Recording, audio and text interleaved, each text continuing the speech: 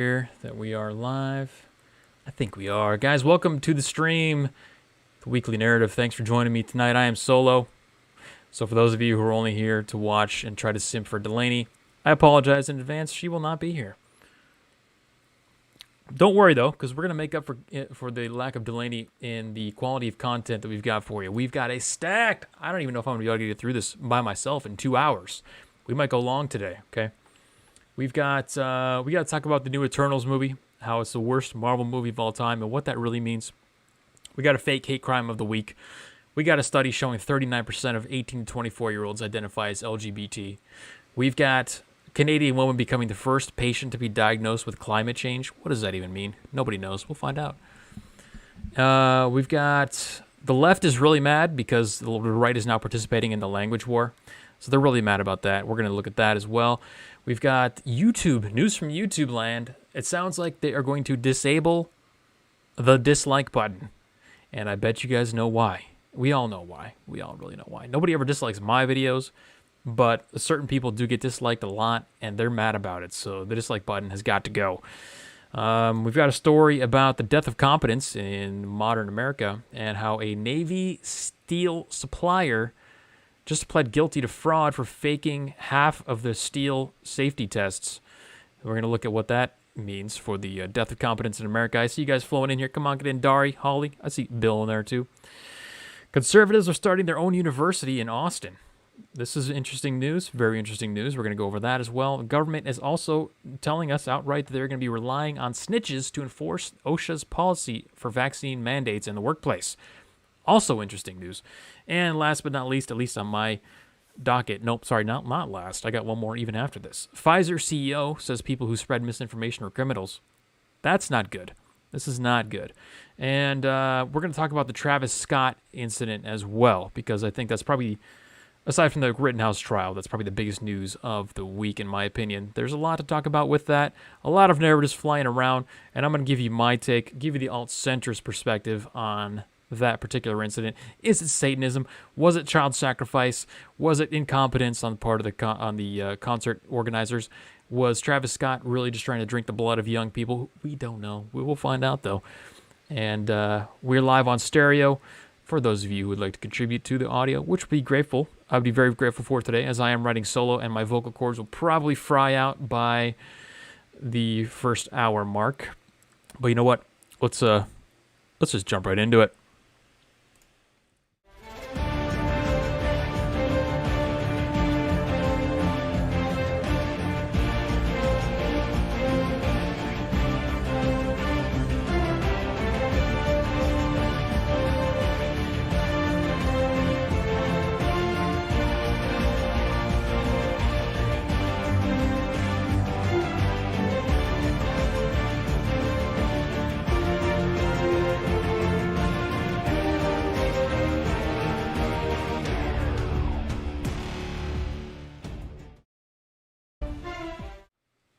Welcome back to the Weekly Narrative, the alt-centrist podcast, your source for alt-centrist philosophy, the alt-centrist perspective on the world, where we cover current events in the lens of an alt-centrist. And we're not here just to kind of talk about the news and say, this is good, this is bad. We're here to give you a unique perspective, kind of open your brain, and offer different perspectives on news that you are definitely not hearing in the mainstream media. What's up, M.A.? Got Dari Osis in the chat. Come on in, grab a drink. I got a Fresca. And you know what? Let's get started. The first topic of the night, we got to talk about this. In the culture sphere, in the world of culture and art and the culture war, the left has what I would call a loss. And you guys may be aware that Marvel recently released, came into theaters this last weekend, their new movie called Eternals. Eternals is based off of a comic book series from, I believe, the 1970s. I think it only ran for like 20 issues based on my research that I did this today. And it is the worst reviewed Marvel movie of all time.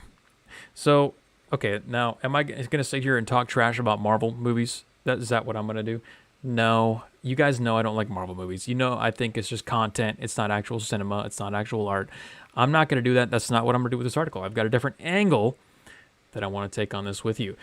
the angle is, well, let's read a couple of headlines from the article first. Eternals received a B grade from Cinema Score, a company that surveys audiences on opening night. It's the worst Cinema Score grade for a Marvel Cinematic Universe movie. The only other MCU movie has received a grade below, and the only other movie that has received a grade below an A-, which was, I believe, Thor. Marvel's Eternals opened over the last weekend with $71 million in sales. It was in line with analyst projections and the fourth biggest domestic debut of the pandemic, but still an underwhelming result for the classic Marvel Cinematic Universe movie. So why? Why is this terrible? Rotten Tomatoes, by the way, you guys know we like to look at Rotten Tomatoes reviews for cultural artifacts. The actual Rotten Tomato reviewers, the ones who we like to think are leftists and kind of trying to push the propaganda, they gave it like a 40%. That's awful.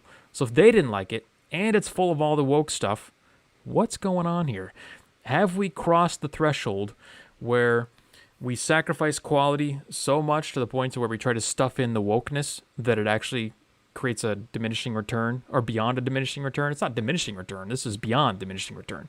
It just makes the movie actually awful. So in this movie, for example, we've got the first gay black superhero who's also fat, of course, because why not? We've also got the first deaf superhero. Half of they've got the whole diversity spectrum represented in all these new superheroes. This is just woke propaganda for the most part. But again, that's not exactly the point I'm getting at. The point I'm getting at here is that, number one, we don't have the ability to create anything unique anymore, and this is a really bad sign for a civilization.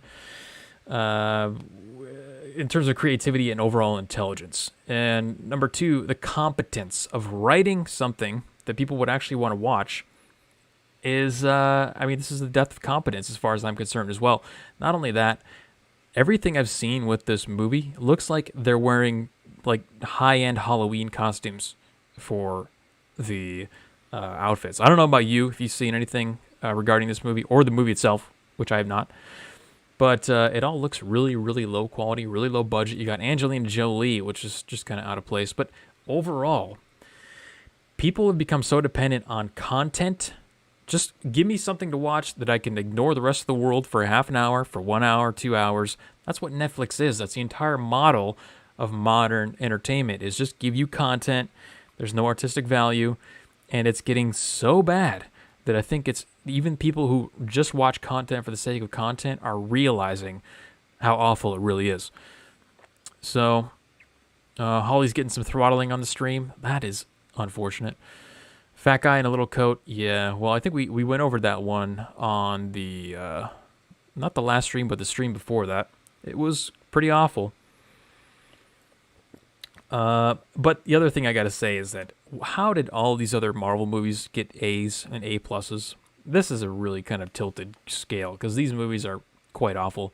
They're the equivalent of adult cartoons. They're mostly just CGI anyway. So it's just advanced cartoons for the most part. I guess if you're just looking to go have a fun experience at the movies, okay, fine. But again, it's just content. It's not actual art. Cool to see the comic books reproduced, sure. But besides that, it doesn't really evoke anything in you that lasts after the theater like a real movie does. Angelina is always depressing to watch, says Dari. Okay, well, I don't know that reference, but I think that is true. When is the last time she's been in a movie? Not in a long time. So that's what's happening in the culture sphere. And the good news is that we did just have a real movie come out, Dune, and that did really well. It's getting good reviews everywhere, which is great. Personally, I've already seen it 3 times, and if I had the time, I'd probably watch it a 4th. So, and I was still seeing and noticing new things in the 3rd watching. That's how complex it really is, and that's when knowing the content, knowing Dune, having seen the original movie. Still, you notice things in the 3rd watch that you didn't notice in the first 2. So that is that. Marvel movies, awful as usual. Let's go to the fake hate crime of the week here. We've got a brand new fake hate crime. I mean, I could do one of these a week. I have yet to find a real hate crime. If you guys see a real hate crime, please email me, weeklynarrativeca@gmail.com. Get in my Telegram chat, show me, send me a snail mail letter. just notify me somehow, because I have yet to see one in my adult life, an actual real hate crime against black people. This is from Providence College in Rhode Island. And, of course, I kind of spoiled the surprise by having the photo of the perpetrator right on the top of the screen there. But if you can't see it, if you're not watching the video, just a little descriptor here. Sideways hat, black hair, brown skin, jewelry is on. He looks like he's got a glow stick around his neck. It's not a white guy. It's not a white supremacist. It's the farthest thing from white supremacist. But it didn't stop him from writing the N-word on a bunch of students' cars. Shocking. MA, the Telegram link is in the description, or should be in the video description. Join the Telegram. Come on. Everybody else is in there. All the cool kids are in there. You guys want to talk about Rittenhouse? We'll talk about Rittenhouse after this one. I didn't have that on my list, but we'll talk about Rittenhouse. I told you guys we have so much to talk about today. But, yep, Providence College has shared surveillance images showing a group of vandals that etched the N-word on some students' cars, including one that belongs to a black basketball player. The racial slur was written in frost. Oh, no, not the frost. In multiple vehicles in the Glay student parking lot between 9 p.m. and 11 p.m. Saturday, campus security officials said, quote, "This is outrageous and entirely unacceptable, and I want you to know that the Office of Public Safety and the Providence Health Police Department are investigating the matter aggressively." Are you still investigating it aggressively? That's all I want to know. They listen to this. While this act appears to be random in nature, at least one of the vehicles that was involved is owned by a student of color. So it wasn't really racist, but because it happened to affect a black guy, well, then it's racist. Hate crime. So I want to see the follow-up to this. They are diligently and aggressively investigating this matter with the police, which is why it's not a crime to write in frost on a car. But is anything going to happen to this guy? I think we all know the answer to that. Yeah, sound the alarms in the frost. Oh, no. Also, it makes me thankful to live in Texas where there is no frost, because frost on the windows, awful. Okay, do you guys want to talk about Rittenhouse now? MA wants to talk about Rittenhouse. I'll give you my quick take. I haven't really watched all of the footage there, but from what I can tell, this is the epitome of clown world playing out before our eyes. Because, first of all, this trial should not have ever happened. And we're stuck in this spot where we have to play trial now, right? We're play trialing. Is that the vibe you guys are getting from the Rittenhouse thing? Because I'm getting a play trial vibe. Because the judge is reprimanding the prosecution on a regular basis. He's trying to go out of line. He is making a joke out of himself. And the defense today was making a joke out of themselves as well. I noticed, they were trying to the prosecution was trying to show video footage from an iPad, and they wanted to zoom in. The defense was arguing that, well, you can't zoom in because it adds pixels. And it didn't look good from my perspective, but I can see how, it's a valid argument. The judge was buying it. The judge was like, I don't know anything about iPads, but if you can get a professional to testify that it's good, I'll read it. It's an absolute joke. Rittenhouse was testifying today. He broke down in tears as he was describing how he was getting chased by the first guy he shot. And understandably, he killed 2 people and he shot a third guy. This is a traumatic experience for him. And I think the story here out of all of this, and MA just touched on it in chat, is the narratives that we're seeing come out in the media. The most apparent thing that you can gather from this Rittenhouse trial is that American media is blatantly, openly racist against white people. That's the take that I'm getting from this. Because Rittenhouse, really think about it. So Rittenhouse is just a proxy for every white, nationalistic, gun-owning male or citizen. Okay, people that like America, people that carry guns, that like to actually help their communities. The dude was cleaning up graffiti on the morning of, and helping, actually being a citizen of the planet, of the nation. That is what they're attacking. Predominantly white values and white people. AntiWhite, exactly, yes, as MA puts in chat in all caps. That moment was heartbreaking. Seeing him relive that moment, I really felt for his mother. Yeah, it was tough to watch, and I can only imagine having to live through that. I've been to protests where I've been in sticky situations. Okay, you can see footage of me getting robbed live at the Black Lives Matter protest. There was a couple times where I was surrounded, and there was a threat of violence against me.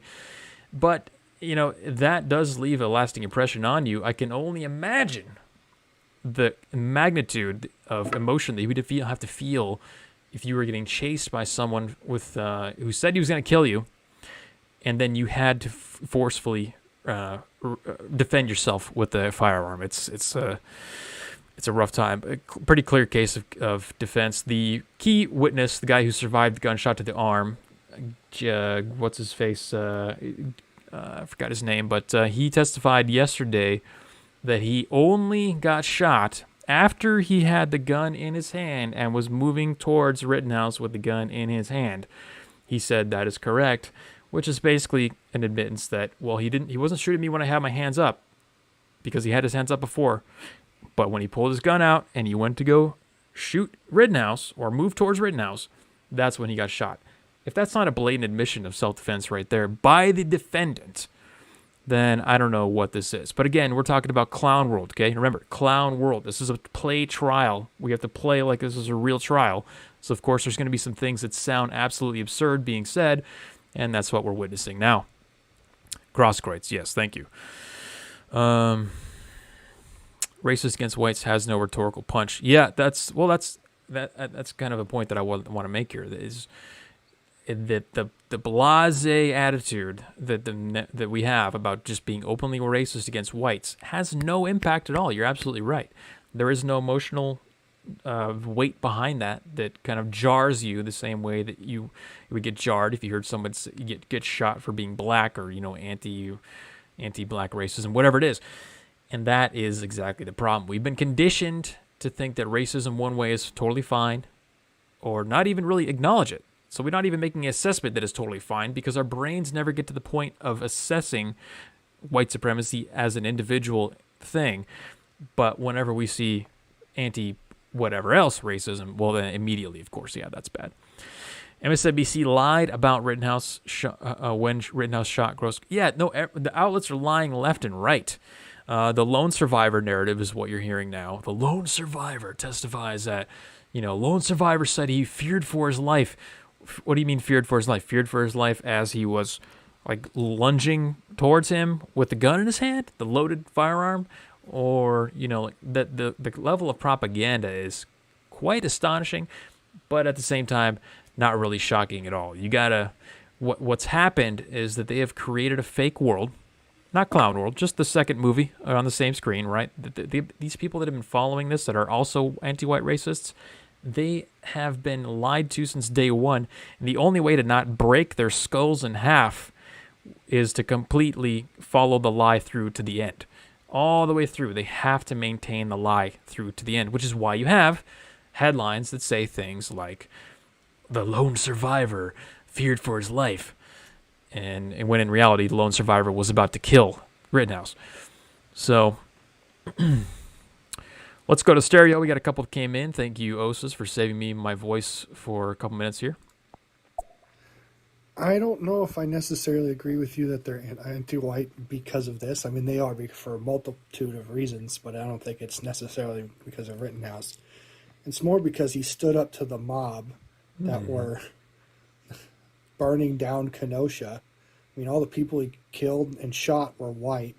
Yep. They were, commie foot soldiers. Mm-hmm. They don't want people to be able to do that. They want you to stay in your place and let them burn your house down, bigot.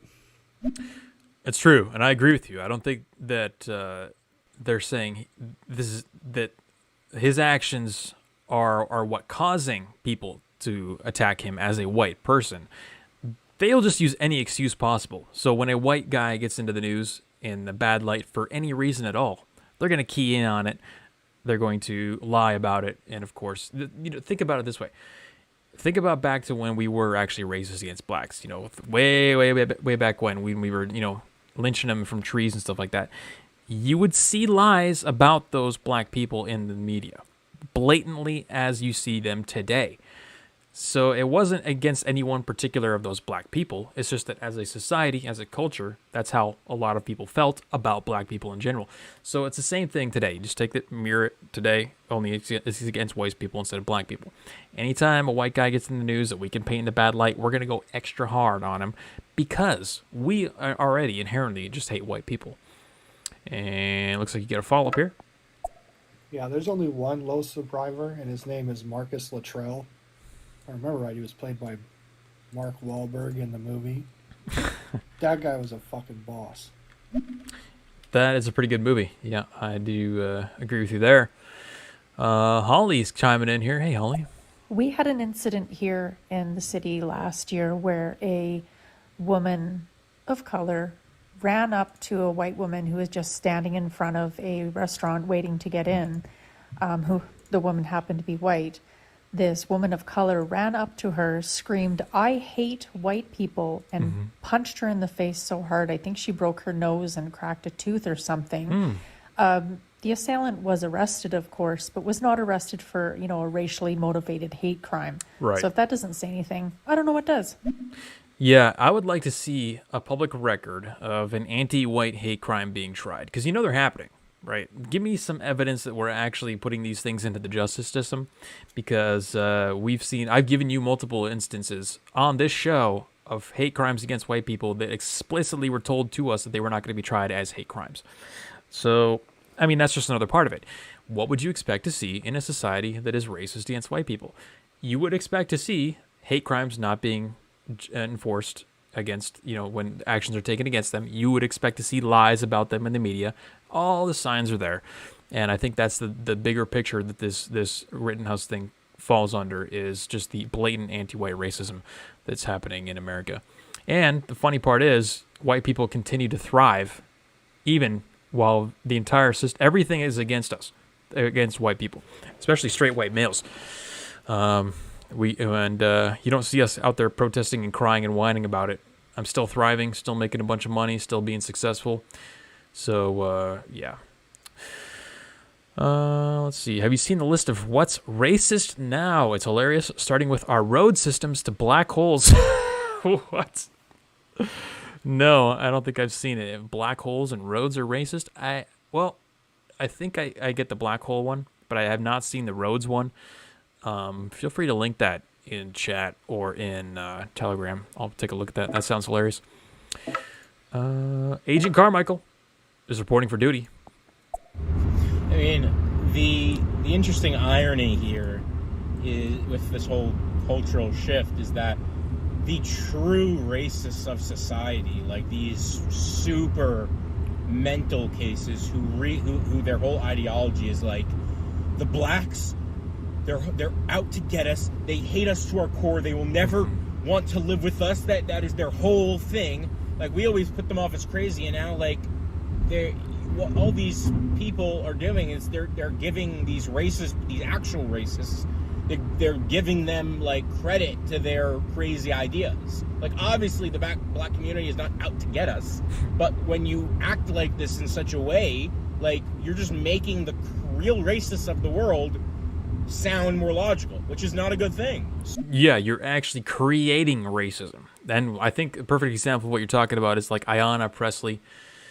I think that's her name. A black commentator or public person. She came out and said, "Oh yeah, he's a white nationalist, white supremacist, white nationalist, etc., without no knowledge, no knowledge of his intent." Just saying blatantly, he's a white supremacist. Same thing with Ilhan Omar. I think she called him a white supremacist as well. And this is the other thing you got to keep in mind: iron law of woke projection. Okay, one of the good things that what's his face talks about all the time, the anti-woke guy. He coined this term, iron law of woke projection, which is just a fancy term for the fact that the woke people are always projecting everything they say. If they call you racist, that's exactly what they're doing, is they are couching their racism, their own racism, in a defensive move so that you look like the attacker and they look like the victim. So Ayanna Pressley can say, "Oh, he's a white supremacist," which of course is doing exactly what you said, which is, kind of creating the image that the black people are coming after us when there's no evidence that this dude is white supremacist at all. I mean, he's a pretty off. He should have his white supremacist card revoked because he, killed 2 white people and shot another one. So that's not, in my book, if he was in my club and my club was white supremacist, I'd kick him out immediately. Come on, man. You can't shoot your own club. Yeah, James Lindsay. Thank you, M.A. James Lindsay coined the term iron law of woke projection. And we actually have a really good example of the iron law of woke projection later in the show when we're going to be talking about the language wars and how the left is now really, really mad that the right is participating in the language war, and they've shown how bad the word woke is. They're really mad that the word woke has been exposed, and we'll talk about that later. Let's go to Holly in stereo. Jeremy, you being a white man being successful, that has nothing to do with your color. That's the patriarchy. Just kidding. Can't escape it. I mean, any angle there you can find to give an excuse. There's always one. And if it's not because of the patriarchy, it's because I'm tall, or because I have blue eyes, or whatever it is, or an incredibly high IQ, and probably about 170. Let's go, Agent Carmichael. It's weird, It is very weird. It's almost as if they want the racists to exist. Let's go to Osis. It's funny regarding that. It's basically physics, Newton's third law. For every action, there is an equal and opposite reaction. That apparently works for ideologies as well. That's how it went down in the Weimar Republic. You had the nationalist socialists, which was Hitler, were basically communist, racist communist, versus globalist communists. It's all the same stuff. And as long as we have extremists, we're going to have this stupid problem.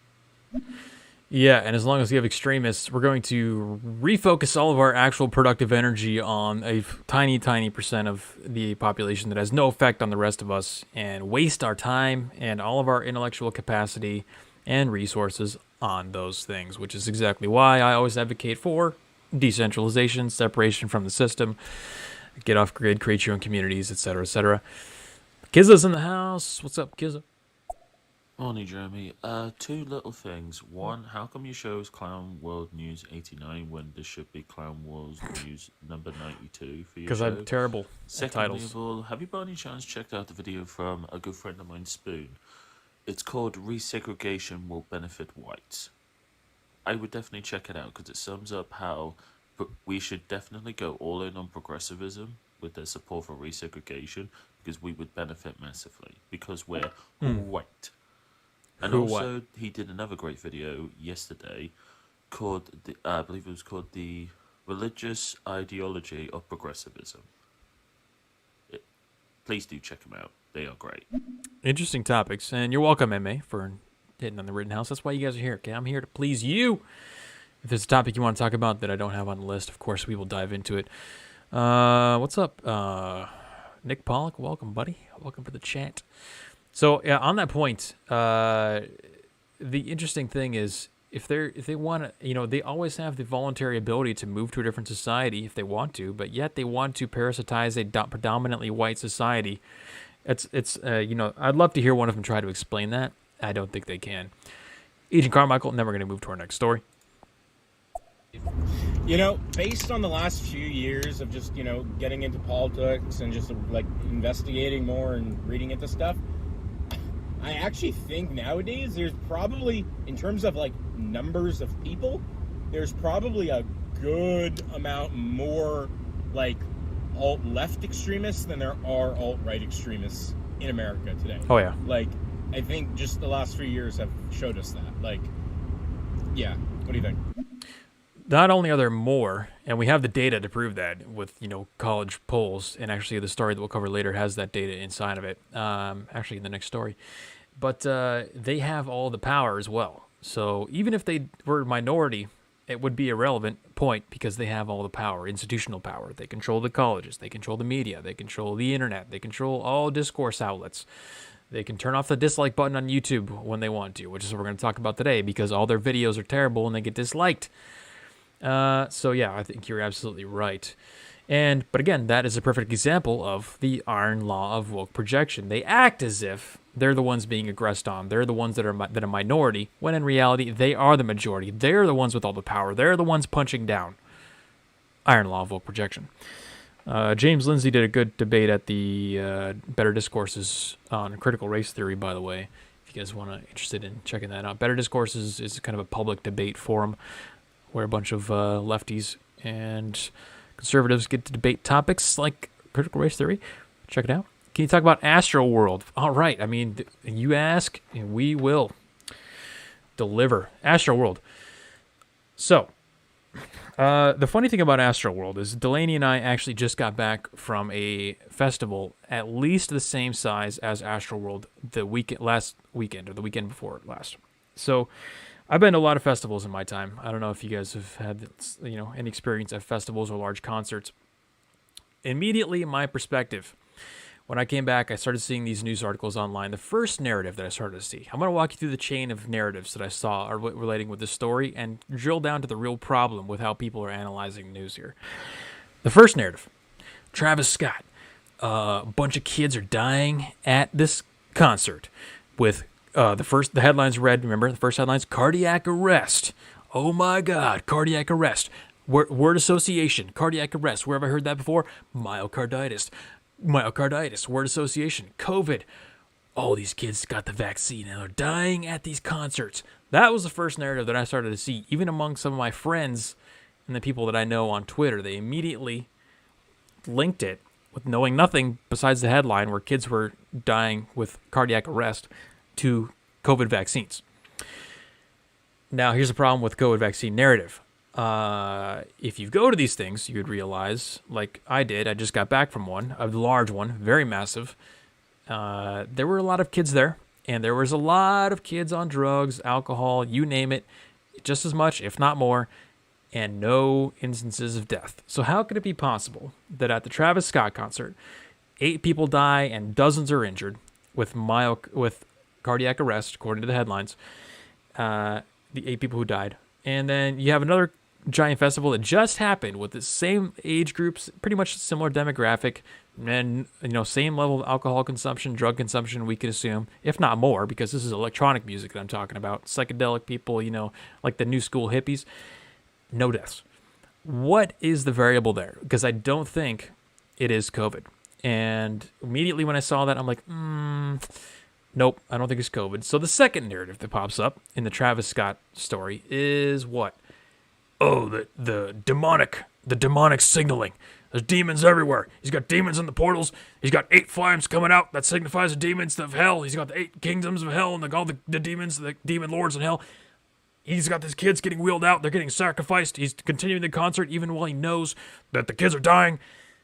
So we got this really weird, full-on kind of demonic religious perspective on it, which I will, again, for both of these narratives, although I believe both are completely false, there is good evidence that would lead you to kind of go in that direction. And this is, we're kind of examining how people are thinking, how people come to these conclusions. I can see why people would think a link between young people and heart failure. I can see why people would get a link between, this demonic presentation that this concert really was, and it was demonic. There's no doubt about that. The visuals, absolutely demonic. I would probably feel uncomfortable being there, seeing all that kind of stuff. But I would never go to that type of music anyway. I hate that garbage.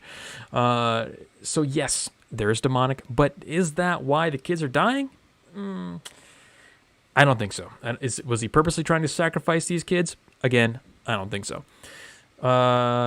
What you would know if you go to these kinds of concerts and if you have the experience at these types of large events, the first thing you would ask is, how was this managed? How was this run? I saw video footage. After seeing all these headlines, listening to the narratives, I saw somebody's TikTok video or whatever of a gate opening up and then hundreds and hundreds of kids just flooding through, charging the stage because they want to be the one in front row, right? You got to be the one. You got to get the selfies. You got to get the Instagram shots. You got to get the TikToks. You got to get all the Snapchats, whatever it is.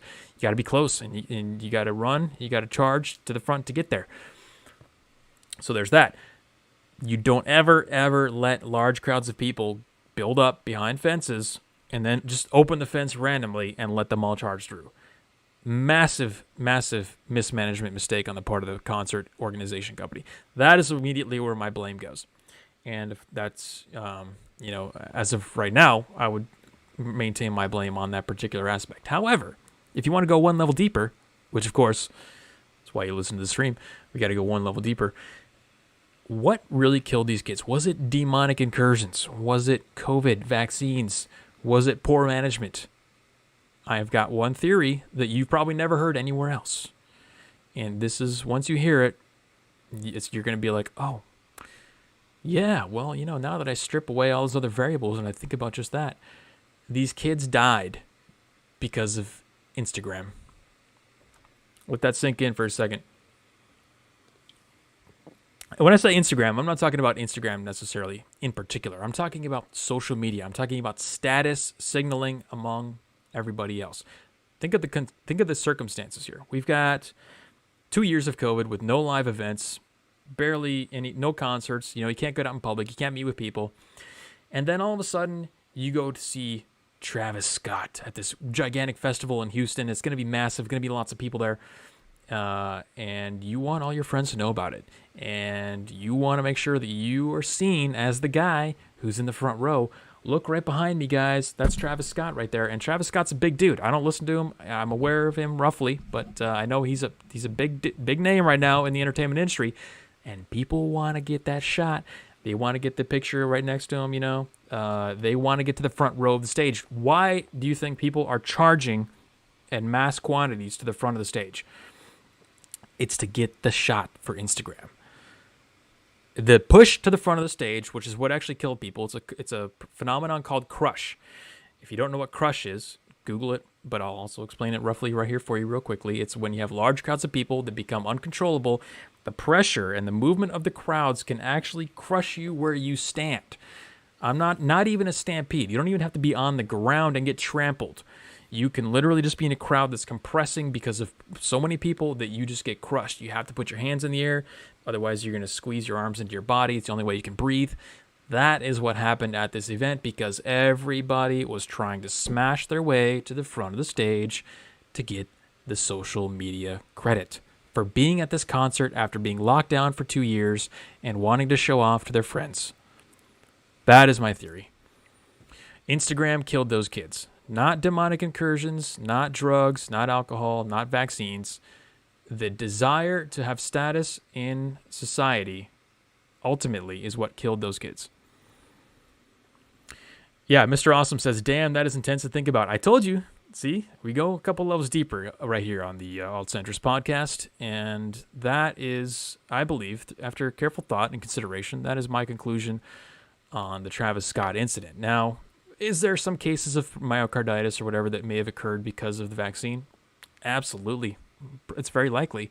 But the crush is what killed the kids, and the crush was a result of everybody wanting to be front row to get the shot with Travis Scott. Let's go to AJ Carmichael in the stereo. Yeah, I mean, many people have talked about this in the past, but like this thing nowadays where like, if you're at a concert, an event, performance, and like half the people are viewing the thing through the viewfinder on their cell phone. Yes. Like, live in the moment. Like, you're at the event. Experience it. Like, you ever going to watch that clip later? No. Like, why are you recording it? Okay, you're going to post it? Yes. So what? Like, just, God, like, this whole new everything. It's just, like, people just seem to, like, design the best ways to shoot themselves in the foot. And then they get distracted. Let me get in closer. Like you said, like, zoom in and crush. Like, God, if people just, like, lived like they used to, like, 30 years ago, everyone would be a lot safer. Yeah, agree 100%. This is a symptom of modernity, okay? This is a symptom of what I talk about every day on this stream, which is the degradation of society, because we now care more about the credit that I get from recording the event than actually viewing the event with my own eyes. And I've been to dozens of festivals and concerts like this, and it's the exact same everywhere you go. People are standing there with their phones the whole time. I think when I went to this 2-day festival, and I recorded maybe a minute and a half worth of footage because there was artists there that I liked with a good light show, and I just wanted to get a snapshot for reference. But there are people there who would go in these types of events and get hours of footage because, again, they care more about the social status they get from being at the concert than they do actually the enjoyment from experiencing the concert. So that, ladies and gentlemen, is what killed these kids after at the Travis Scott incident. So let me go through the chat here. Sounds like a fire festival. It's like a fire festival, but awfully terrible. Clip this and post 100%. Hey, it's a good idea. Let's see here. The paramedics were dispensing Narcan to bring some people back. Okay, well, that's the other problem with this thing is these kids.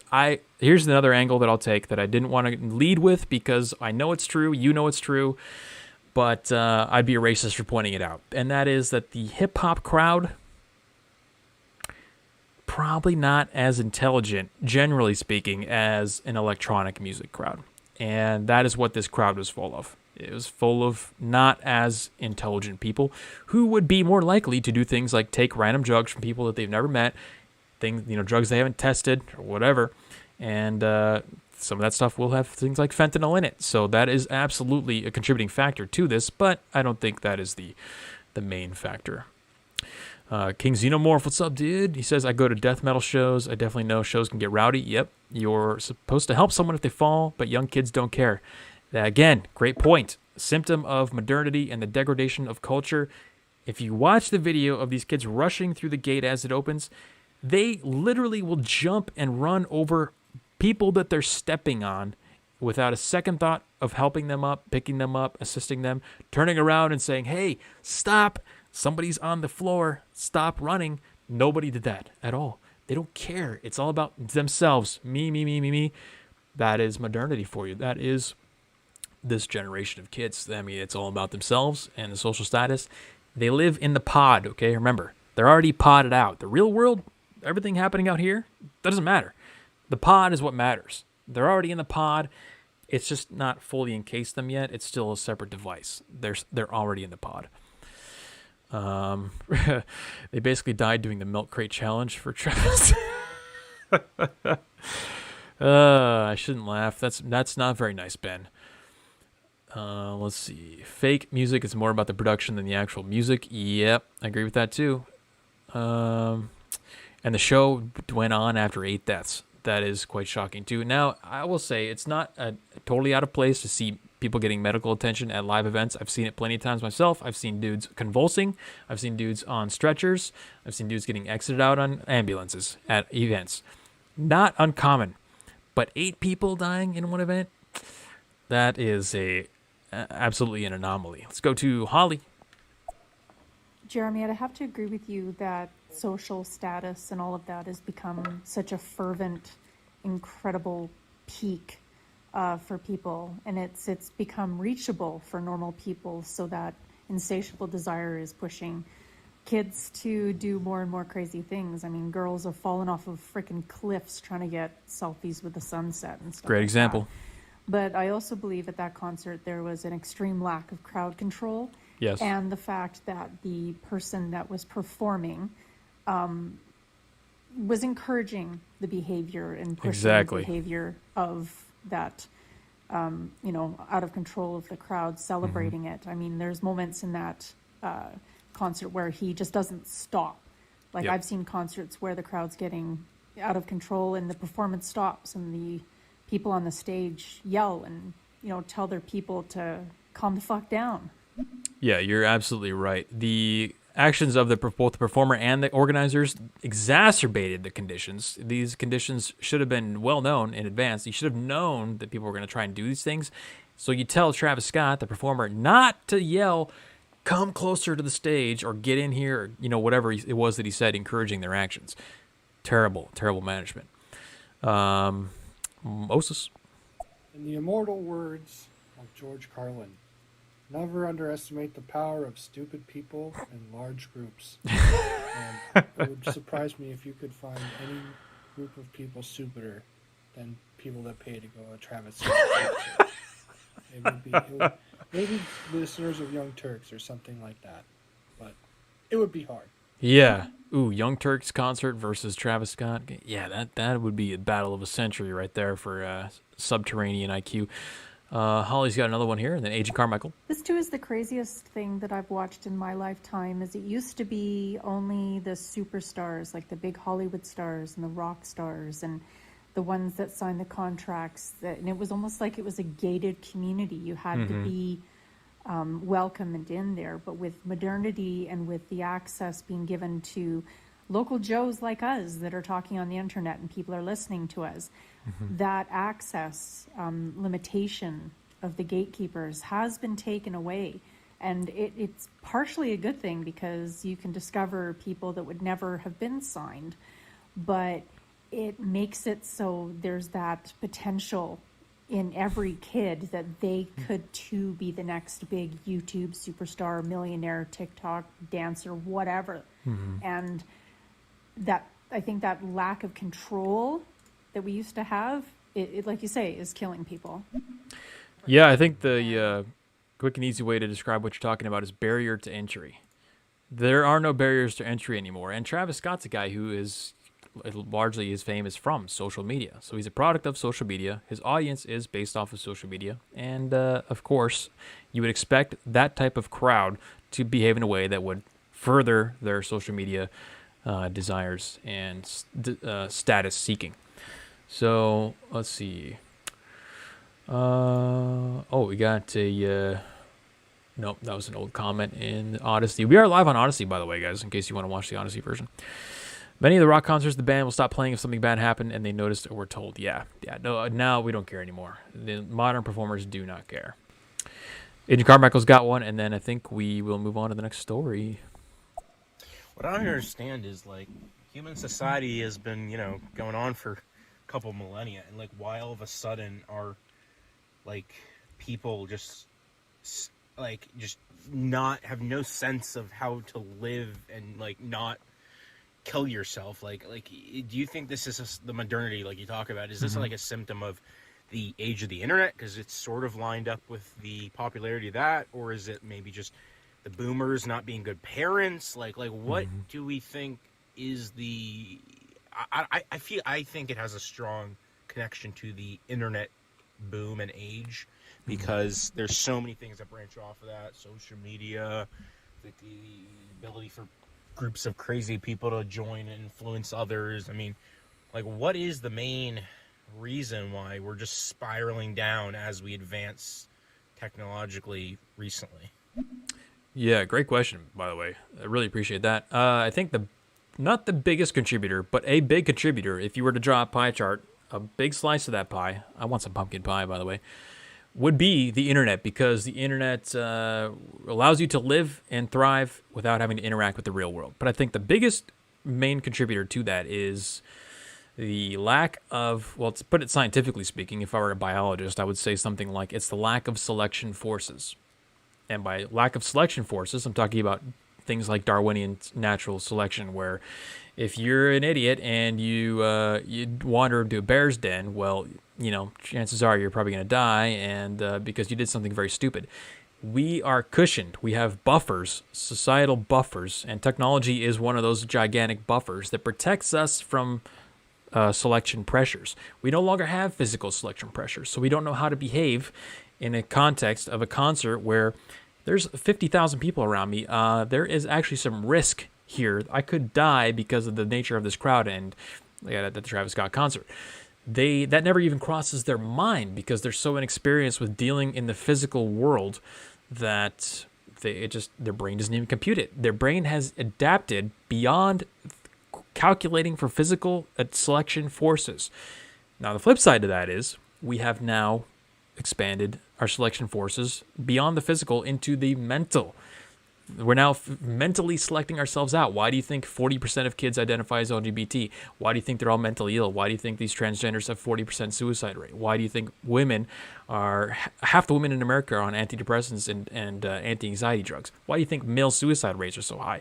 Because with selection forces have moved from physical. We don't have to fight bears anymore. We have to fight mental. And part of that is exactly what you said, fighting things on the internet. We talked about a story last week where in the UK, they want to outlaw harmful content on the internet. You get up 2 years in prison if you say something mean to somebody, because what does that mean? It's equivalent to a physical harm. We have removed physical selection pressures and replaced them with intellectual mind selection pressures. That is what has happened, and it's been facilitated largely by technology and the internet. So I'd say you're right, but the biggest contributor just in general is the lack of physical selection forces, that where these kids, they go into a situation like that, they have no experience, they have no context, they have no nothing. Ben says, if 8 people died and the show went on, you have to ask, how much do Black lives really matter? I don't know how many of them died, but, judging by the fact that it's a hip-hop concert, probably quite a few. What's up, RL? Remember? Welcome back. Thank you for speaking about the topic. I really do appreciate your time and hope you have a good rest of your evening. Oh, well, you're welcome, Mr. Awesome. Thanks for bringing it up. Of course, it was a good topic to talk about. Change the name. Only the good die young. Yeah, we have a crisp. Okay, let's get on to no shortage of pumpkin spice lattes. Let's go to the next story, which is a perfect segue because I just mentioned it. The Arizona Christian University did a study. I think the sample size was only about 600. But I think this is largely representative of the rest of America. 39% of 18 to 24-year-olds identify as LGBTQ in America. What do you think about that? What does that mean? I'm pretty sure I just explained it largely for the most part with the last story between Travis Scott and the mental illness and the selection forces we just talked about. It's all already wrapped up right there and for you. This is just another symptom of that. Number one, these kids aren't LGBT. We all know that, right? We all know that 39% are not actually LGBTQ or whatever else is in there now. Who knows? It's maybe 5% max. Now, the other 34%, the posers, the fakers, why are they doing it? Well, same exact reason that people rush to the front of the stage for Travis Scott, because we have set up a system that incentivizes maladaptation of life in general. So we incentivize being LGBTQ because that will get you attention on social media. Being normal, straight, cis, white, hetero, male, whatever the words are they want to describe it now, that is the most boring, least noteworthy thing that these people can think of, although in my eyes that is now becoming a novelty. So, if we can pump up this number to like 80%, well, guess what? Now the straight white males like me, I'm exotic. That's going to pump my stock up, through demand, which is not necessarily a bad thing, but we all know this is fake. Why are they doing it? A lot of them are mentally ill as well. If they're not doing it for the attention, a lot of them are absolutely mentally ill. So, 39%, guys, we're almost half identify as LGBTQ. What do you think? I want to hear you guys' opinion. It was just a bunch of young kids, probably haven't had as much experience. Yeah. No, that's true. We need more women. Holly, Delaney, and Paul. Still a sausage fest in here. Yeah. Hey, we got, I think RL has got a female icon on there anyway. Let's see. Only the LGBTQ like is Delaney, and I'm missing her tonight. Yes. Well, cheers to our local LGBT co-host. Pour one out for her tonight. She's not here.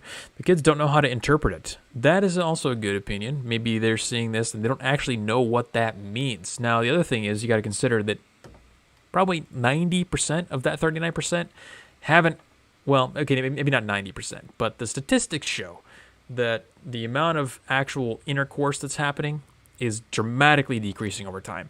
So why do you have this personality that's all based around your sexuality, but you're not actually having any sex?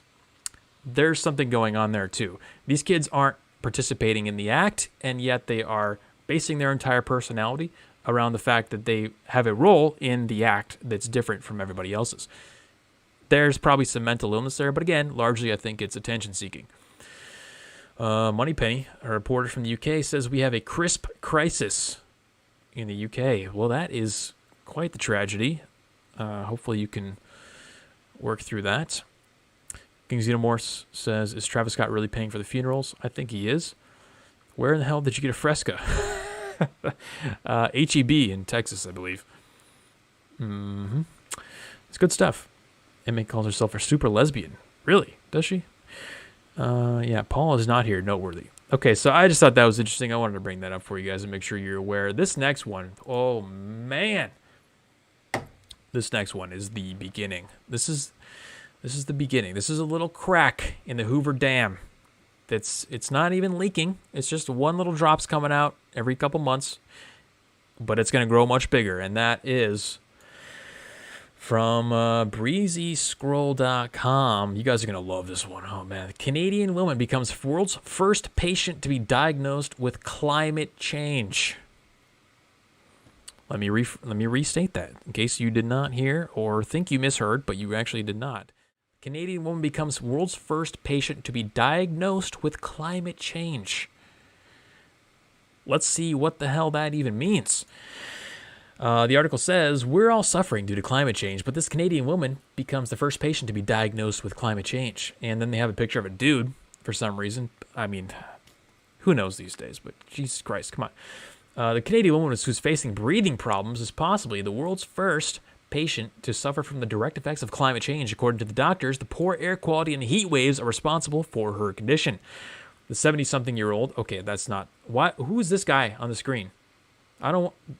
This isn't the, whatever.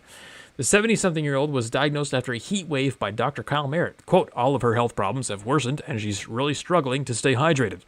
We had to figure out how to cool someone in the emergency department. People were running out to the dollar store to buy spray bottles, and said the head of the emergency department. Canada saw a historic heat wave in June. Unfortunately, it followed with a thick smog season kindled by multiple wildfires. British Columbia, the westernmost region of the nation, saw record-breaking temperatures earlier this year. According to experts, it led to over 500 deaths. Additionally, the fires worsened air quality by 43 times the acceptable air levels.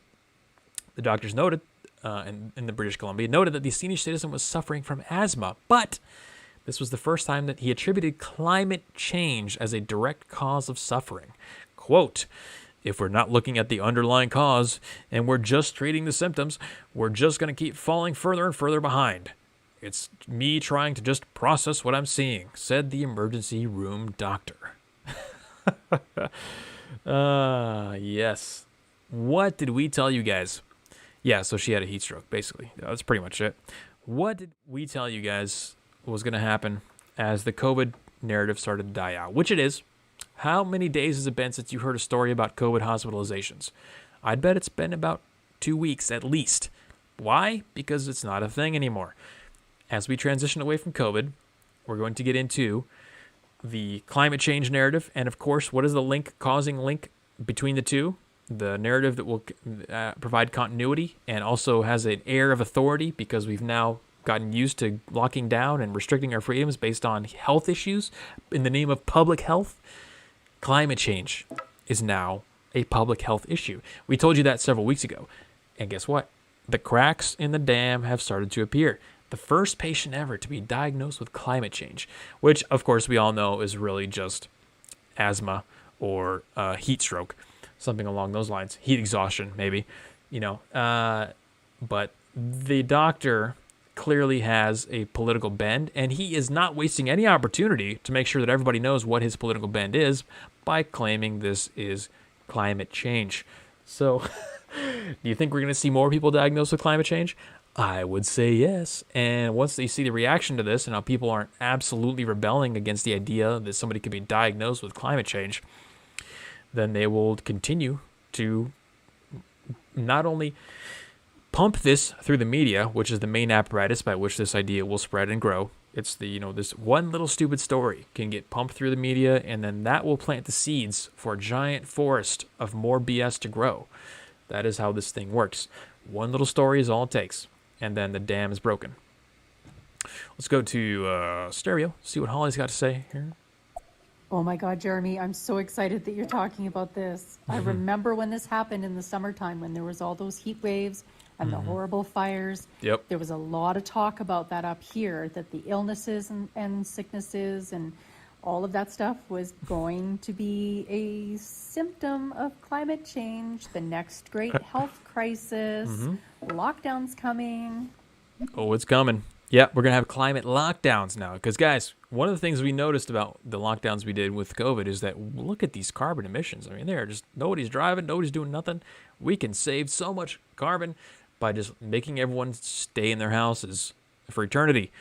Stay in the pods, people. Stay in the pods. We're already podded out. We just don't have a pod physically surrounding us yet. We're going to get it soon. If we had them already, they'd be stuffing us in them. Agent Carmichael. I just feel bad for this lady because clearly he's putting his agenda into this when Yeah. really she's probably got some tumor making her body overheat, and he's just like overlooking it. It's like, no, climate change, and he's just like slowly dying of a heat stroke causing tumor that he's like doesn't care to look into.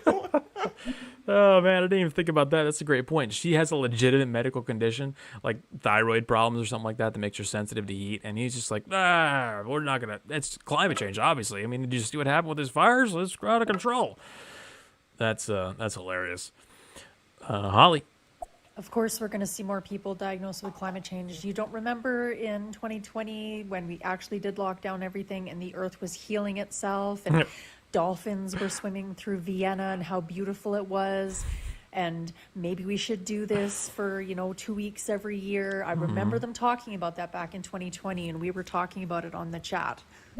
Absolutely, we were. We were on the pulse of that immediately as it came into the cultural sphere. Let's see. Pfizer's working on the cure. Exactly. Yeah, great point. JC Steck in the chat there. Don't worry about that. Pfizer will have a solution that will generate them lots and lots of revenue to cure that climate change. This really boggles my mind. This woman had heat stroke. She didn't have the wherewithal to maybe hop in the shower or draw a colder bath. Or hell, run the hose. Run it over her head. She's that dumb that she just sits there and deals with being overheated. And then we have to listen to this stupid narrative. I don't even know what to say about this. It's so frustratingly stupid. Yeah, but she's really struggling to stay hydrated. Yeah, because, she only drinks coffee and never drinks any water. We don't recommend drinking more water. We just say climate change and then get out of here. Let's see. Germany and other European countries are actually burning more fossil fuels, and they have a large population of electric vehicle cars. Yeah, well, nobody cares. Nobody actually cares. Let's see. I think we have one more stereo in here. Oh, Osa's had a follow-up. And I don't remember if I mentioned this or not, but I think I saw somewhere that they're going to be having climate refugee status now. So any third worlder can claim to be a refugee because of climate change for any reason whatsoever. How does that work? You're sweating a little too much, climate change. A little too cold, climate change. Just hop on in, everybody. I'm sweating. Water's fine over here. And if we separate your children, you get $450,000 per person. What a steal, what a This deal. is not going to backfire at all. I think one of the most funny things, if you ever want to really trigger cognitive dissonance in a mutant, bring up the fact that the average carbon emissions per person per capita in America versus the third world countries that they're being imported from. On average, if you bring someone from these poor third world countries, the refugees or whatever reason, legitimate or not, that they come here, they are going to be emitting more carbon emissions because they have access to a working electrical grid, water. They have all these shopping outlets, roads, cars, subsidies for this, that, and this. They're going to emit more carbon emissions. Now, if the world was really at stake, then we'd probably want to shut down the borders to all the high carbon emission output countries immediately, right? Because we wouldn't want to be encouraging people to join countries that would make them produce more carbon. But, of course, we know that's not really what we're all doing here, right? It's not about that. Money Penny. Well, all I can say is, thank goodness we've got those nice big pharma companies making pills for us. Maybe we can have a pill for feeling blue, feeling rainy, feeling sunny. But on the pill basis, obviously the Merck pill has been bought by the daft British people. The daft British people called Boris Johnson, and will be apparently ready before the end of November. Which is wonderful, as long as you don't have sex and are happy with having birth defects in whatever produce you decide to make whilst having sex, in the knowledge that you shouldn't be having sex if you've taken the pill. Or you could take the Pfizer one. Gosh knows what that's going to do to you. It's just going to play with your proteins. Ooh. Don't mess with my proteins. Come on, I got to make these gains, Isn't it a coincidence that all these things have reproductive effects? Can't we have a vaccine that just clears up my lungs without destroying my ability to create sperm, or destroys the the ovarian cycles that women go through. Is that really so much to ask? Or is that programmed as part of the thing? I don't want to get all Alex Jones on you, but sometimes you got to just draw some attention to those correlations there. Holly's got one. Yeah, watch in a few weeks. It's going to be coming up here, talking about it in the summer, because our fearless leader is going to be coming back from his climate change expo or whatever they went to. Canada's going to be the world leader in this. They sent the most delegates to that conference in Glasgow than any other country in the world. It's going to be Canada that does it first. You watch. All right. Well, I'll let you guys do it, and then we'll just stand back and watch and see what happens. All right. I think that's good. Let you test it out. Kizza. Oh, Jeremy, actually, come to think of it, I'm actually a really big supporter of climate lockdowns. In fact, I recommend China and India go into a 100-year climate lockdown. Venice in Italy goes into a 100-year climate lockdown. And California goes into a 100-year climate lockdown. For the benefit of humanity. Well, I think you nailed all the top producers of carbon emissions there. So if we were really concerned about the world ending in 10 years or whatever it is now, and I'm not paying attention, then that would be a logical response. Jeremy has an Alex Jones voice. Yeah, but I can't do it very often because it really destroys my larynx. I don't know how the guy does it. He must have a vocal coach or something. They're doing the same thing they did with the HIV scam. Same characters, same scam, same PrEP pills. See, I don't know anything about that. I'm too young to understand much about the AIDS thing, but yeah, I think we all understand what's happening here at root level. Let's go to the next story today. This one's pretty juicy, kind of funny, not too significant. But did you guys know that Pete Buttigieg is the transportation secretary? Have you seen him doing anything? Even though, despite we have all kinds of transportation issues and infrastructure issues in America, well, luckily he's out here with the real issues, informing us of what is actually happening, and he wants to make sure that we know that things like bridges are racist. That's right, folks. Bridges are racist. And as soon as this ad finishes, we don't want to see an ad for Eternals or Lexus. Let's play this ad here. Or play this video. Those dollars, I'm still surprised that some people were surprised when I pointed to the fact that if a highway was built for the purpose of dividing a white and a black neighborhood, or if an underpass was constructed such that a bus carrying mostly black and Puerto Rican kids to a beach, or there would have been, in New York was designed too low for it to pass by, that obviously reflects racism that went into those design choices. I don't think we have anything to lose by confronting that simple reality, and I think we have everything to gain by acknowledging it and then dealing with it, which is why the Reconnecting Communities, that $1 billion, is something we want to get to work right away, putting to work. Did you hear that, guys? Buttigieg is on it, and luckily he's dug into the history of it all. And those underpasses, you see those hilarious videos of they got like the underpasses that are built too low, and then the Penske trucks and the Ryder trucks and the U-Hauls just go through and they just get capped. They get, like tomahawked. The whole top of them just gets ripped off. Well, those are racist because sometimes buses full of minorities try to go under them and get to the beach. This is a government official making this argument. This is not a stand-up routine. The bridge is racist, or the guys that designed it specifically knew that occasionally double-deckers from England somehow got to America, and they were going to go under the bridge, bringing these poor minorities to the beach for them to enjoy a nice sunny day and get some churros at the beach. And they did not want that to happen. So the bridges are racist, and the people who design them are racist. This is the guy who's the transportation secretary, guys. So I don't know about you, but I'm relieved that he's there tackling the tough, hard issues, making sure that, our rail system is working properly, our road infrastructure is being rebuilt, the bridges aren't falling apart, and we really have to address these racist bridges. It's a major problem. I don't want to get reconnected to the ghettos, says MA. Yeah, that's that's kind of what he's saying, right? Is we want to allow better access to these terrible neighborhoods. Sounds like a few more racist bridges in your astral world would have saved some lives. There we go. Somebody's paying attention tonight. All right, there you go. I love that one. Always enjoy callbacks. Okay, so that was fun. This is a bigger story. This is more pertinent. The left is really mad. You know, on this stream, one of the recurring topics that we talk about is the language war. Okay, we talk about the fact that the left is often rapidly changing definitions of words to suit their cultural battle that they're trying to fight, and they're really upset now. You guys seen this lately in the news? It's been going around.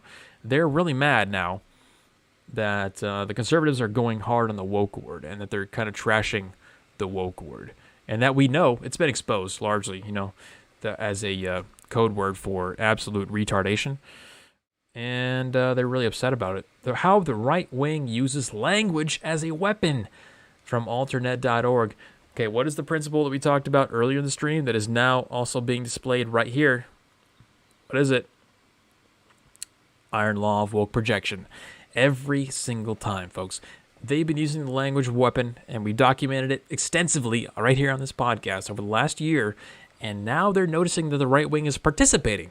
Not that they're particularly good at it, not that they're actually gaining some ground, significant ground, but that they're just participating.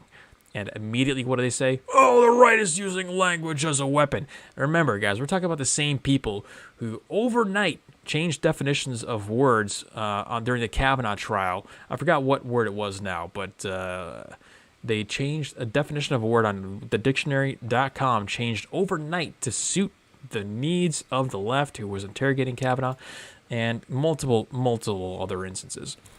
Before I forget, I did see a super chat fly by earlier, $2 I think it was. Thank you to whoever that was. I think you were the one who requested the Astral World topic, so I think you got your money's worth.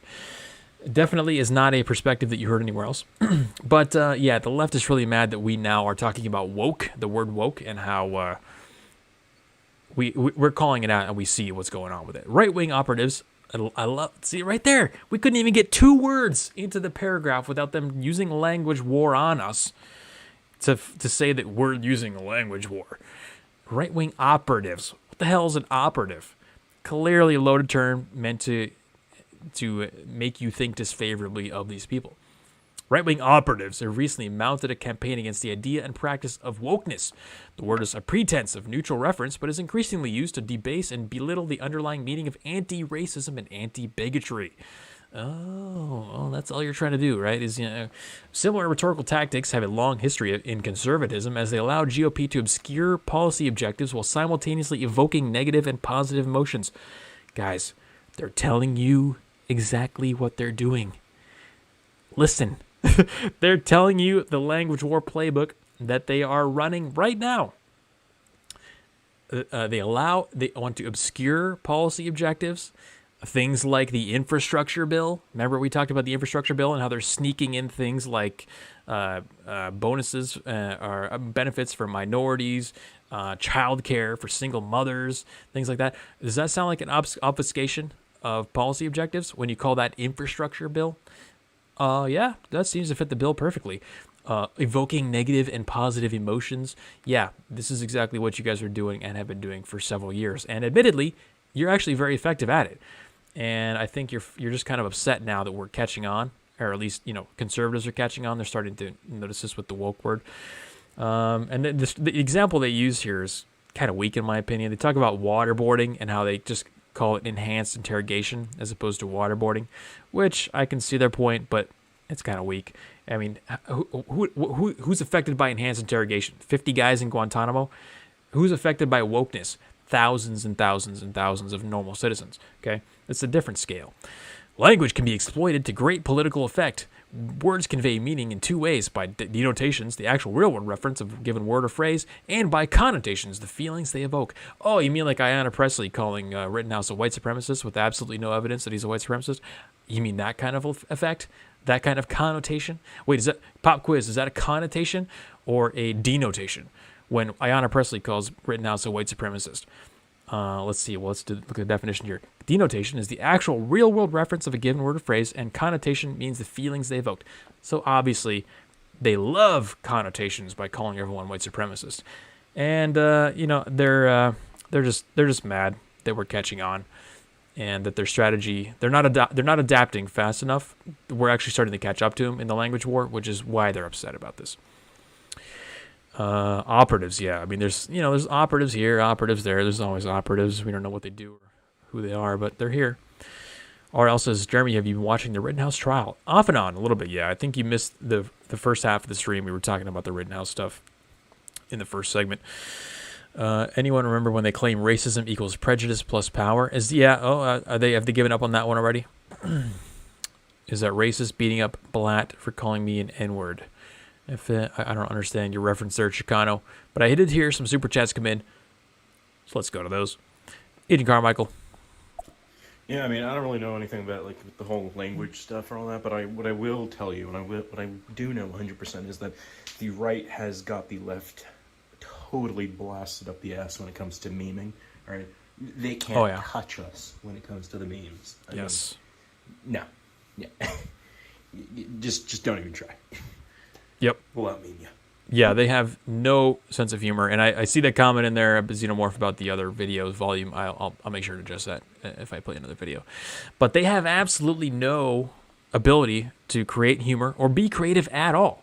So this is why they have to resort to the language war, because they cannot actually win organically through culture. They have to resort to the fascist authoritarian nature of changing the definitions of words instantly overnight. Somebody fact check me. What is the word they changed at the Rittenhouse trial, or not the Kavanaugh hearing? They changed it overnight. It was like sexual preference. Was it sexual preference? They changed the definition overnight to meet the definition that the lady was asking Kavanaugh to fit it, to make it sound like he was not Kavanaugh, Amy Coney Barrett. But you guys get the point. They got the left and all these dictionary people in their pockets. They can just change definitions of word overnight.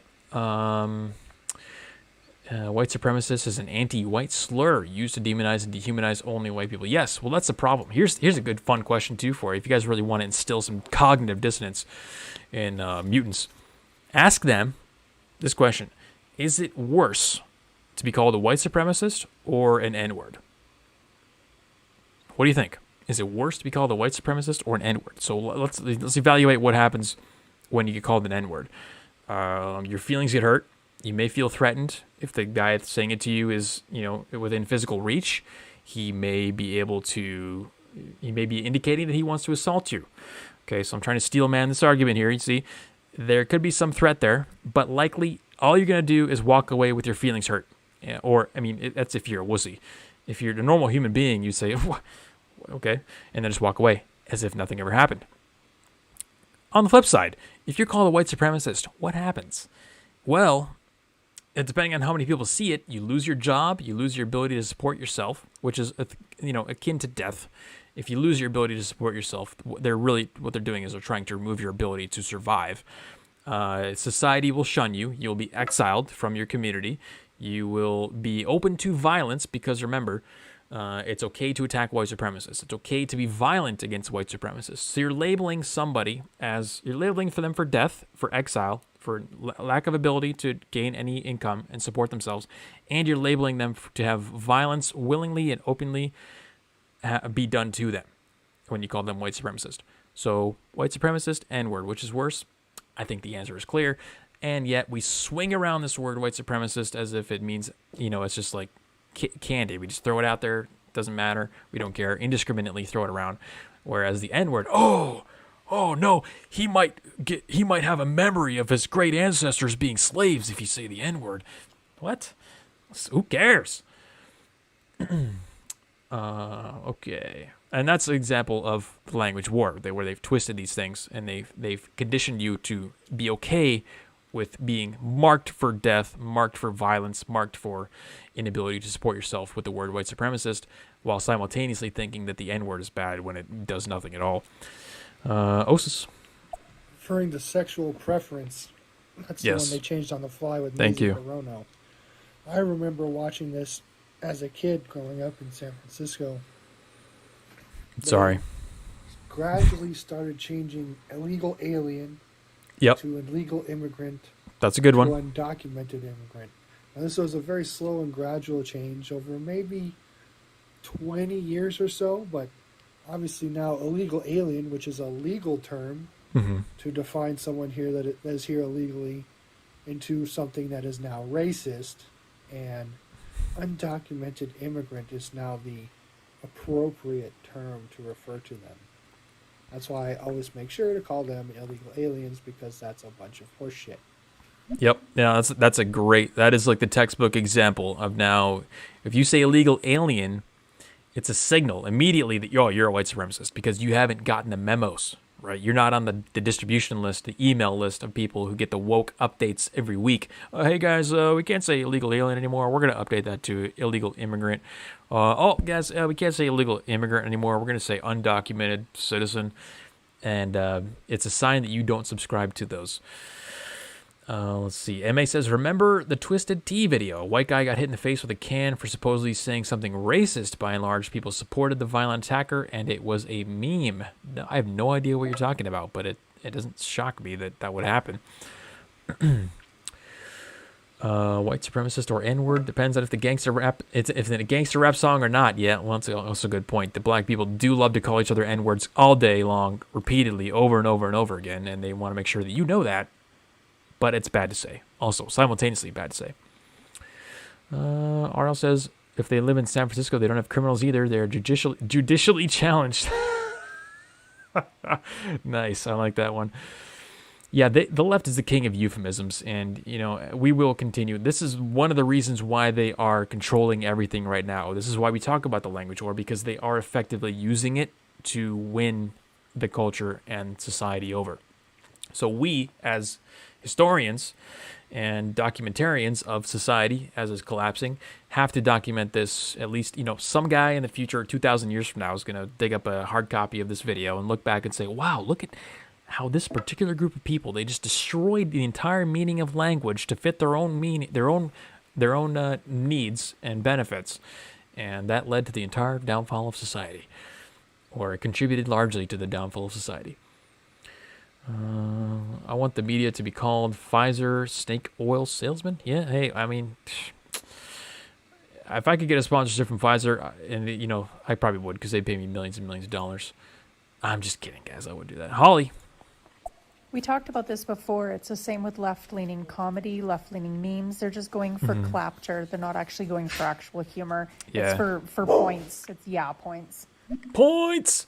I saw somebody critiquing a special by some disgusting lesbian chick named Hannah Gatsby, I think is her name. Have you guys heard of this chick? Unbelievably unfunny. I don't even know how it's possible to not be funny. I could get up there with no material and never having done stand-up in my entire life and make funnier jokes than that chick. She literally just lectures you about how she loves getting hate on Twitter. And she just give me more hate. Talk trash about me. Talk trash.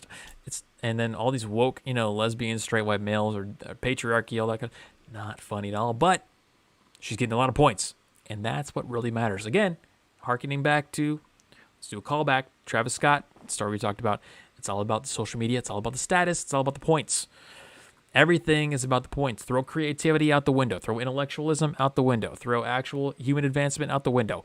Points. Give me points. I want the high score. Points. That's it. Yeah,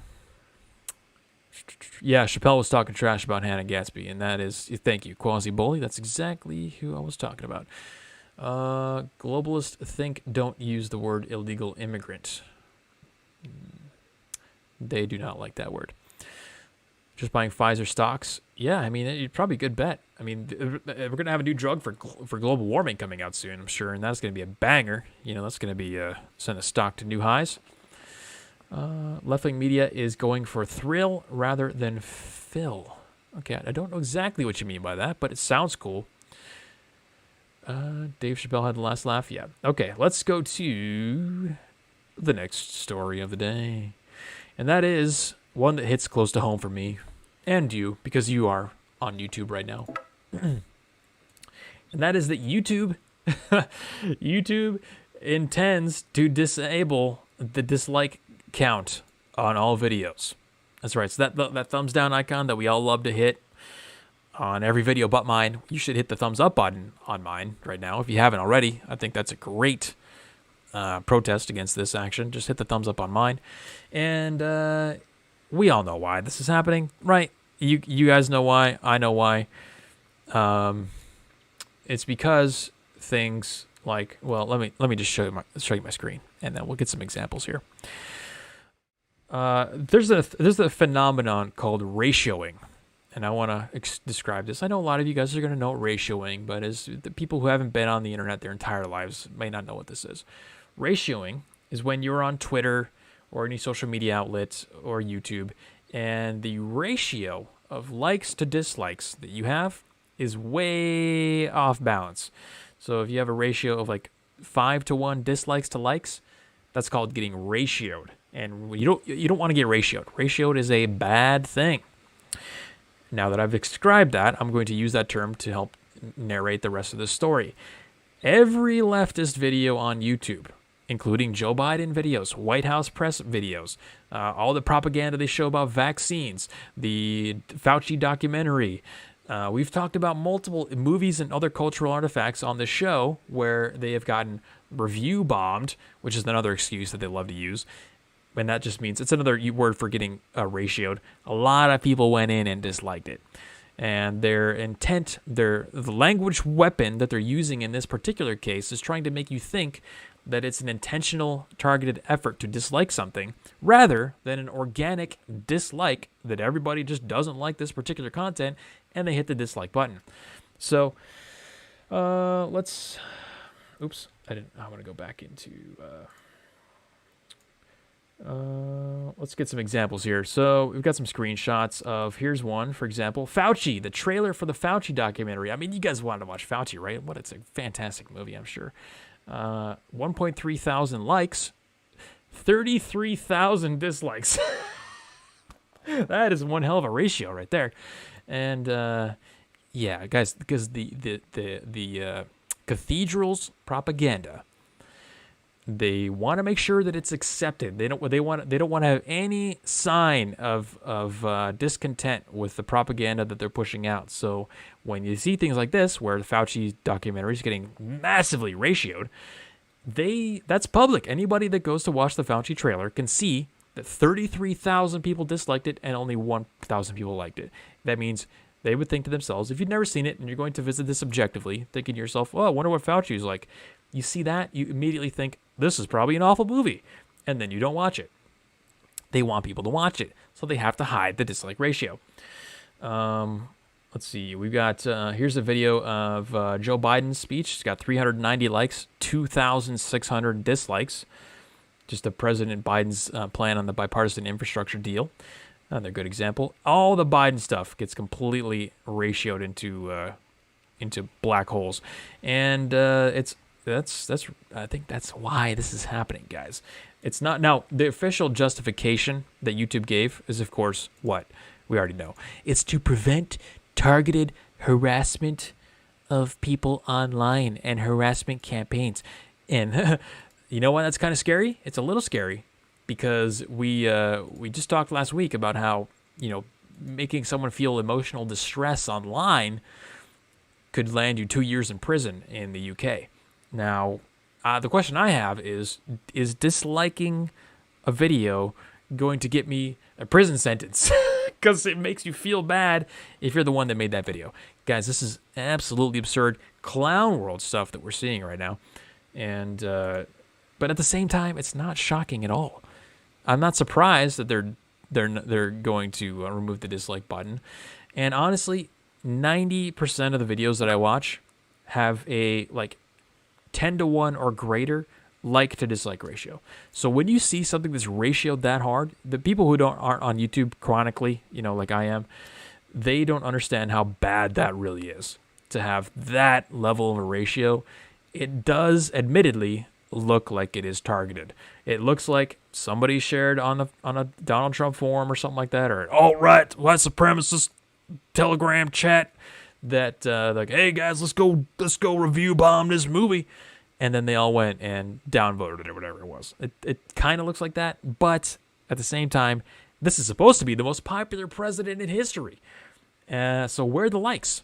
We have all these fanatics who are mentally ill for Fauci. Where are the likes on that? I mean, come on, Disney. What's actually happening here? This content is abominable. So, yeah, exactly. Holly says in the YouTube chat, it's like how Rotten Tomatoes critics at 90% and the actual people rate it 20%. Yes, it's the cathedral's opinion versus reality. And that is the clash that is happening now. The clash of the cathedral versus the public opinion is apparent in the like and dislike ratio in YouTube and other social media sites, which is why they now have to get rid of this. They don't want the real people's opinion being heard. Let's see.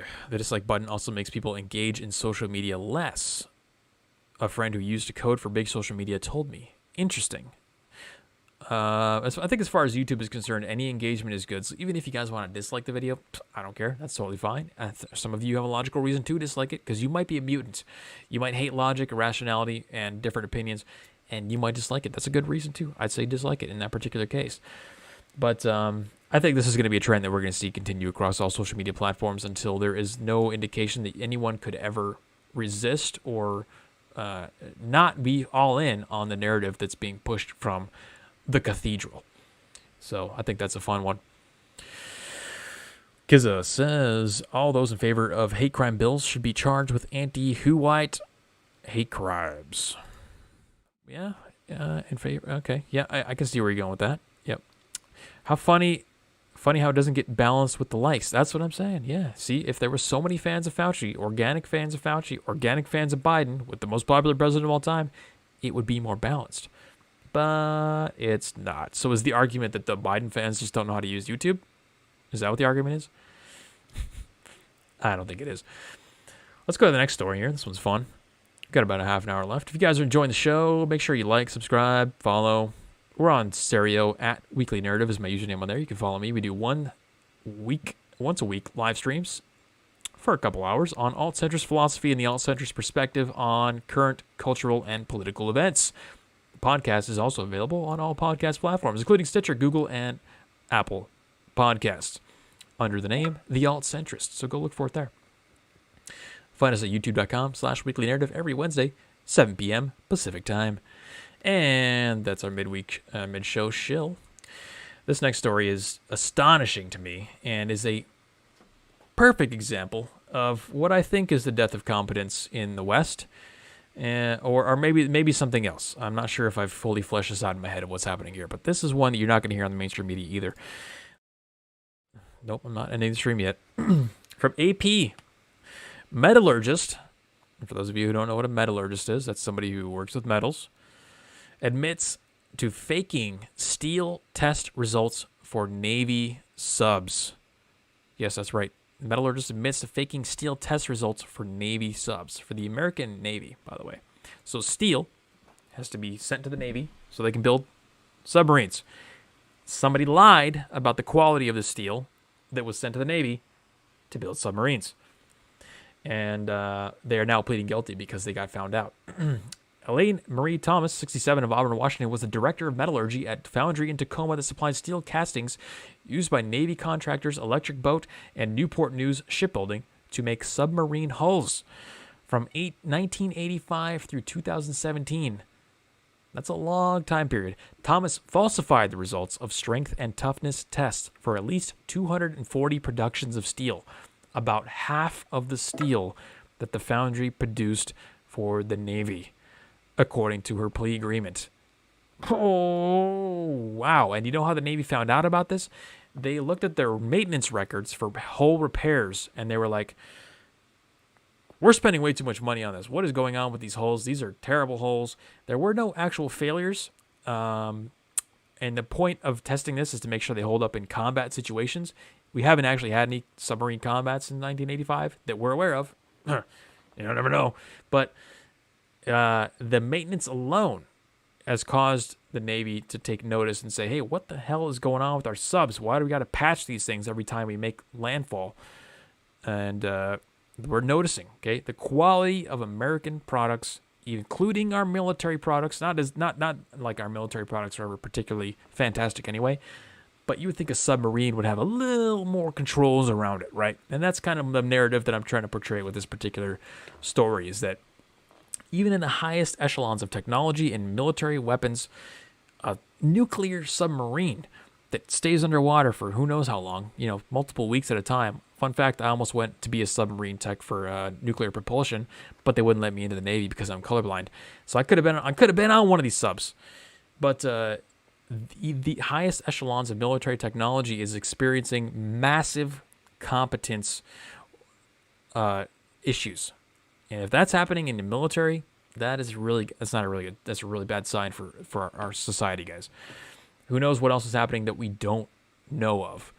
And I'm sure there's plenty of military guys in here that would say, give us plenty of testimonials about how awful the military equipment is, how poorly maintained it is, and all that kind of stuff. So this is on top of the poorly maintained and poorly designed. The materials are awful as well. So, this is pretty bad. And kind of the worst part about it is that they're going to charge her with like the minimal amount that they possibly can, they said. Because there's no malice. They determined that there's no malice in her intent. I don't know what the incentive would be for her to lie on those. Maybe pressure from the boss, whatever it is. Up to 10 years in prison and a $1 million fine when she is sentenced.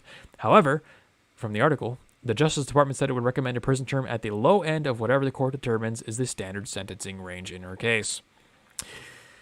It's not a story about steel. It's not a story about submarines. It's not a story about the military even. It's a story about the decline of American competence. Okay, guys? That's the narrative that we're painting the picture of here over time. RL says, well, that's scary. Yeah, you think? Yeah. It sure is. Colorblind is racist.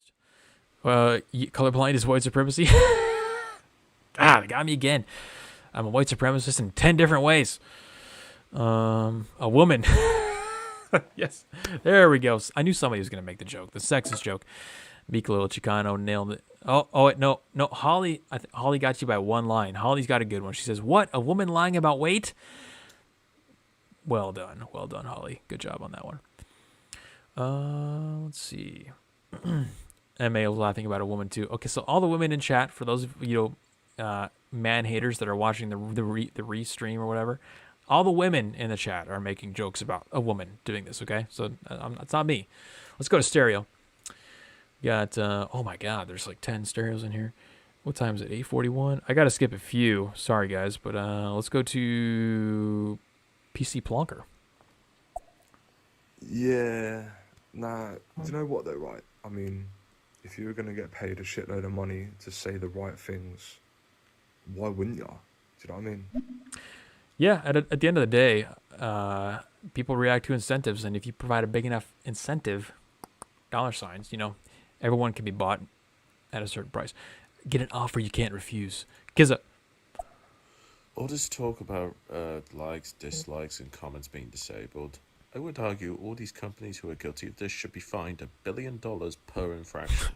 As far as I'm concerned, if you want to be in this industry, communication is very important. Mm-hmm. And if you can't give feedback directly or indirectly to these companies in question and their products, they should not be allowed. They should be fined ridiculous amounts of money. I would argue $1 billion per infraction in order to put them in their place.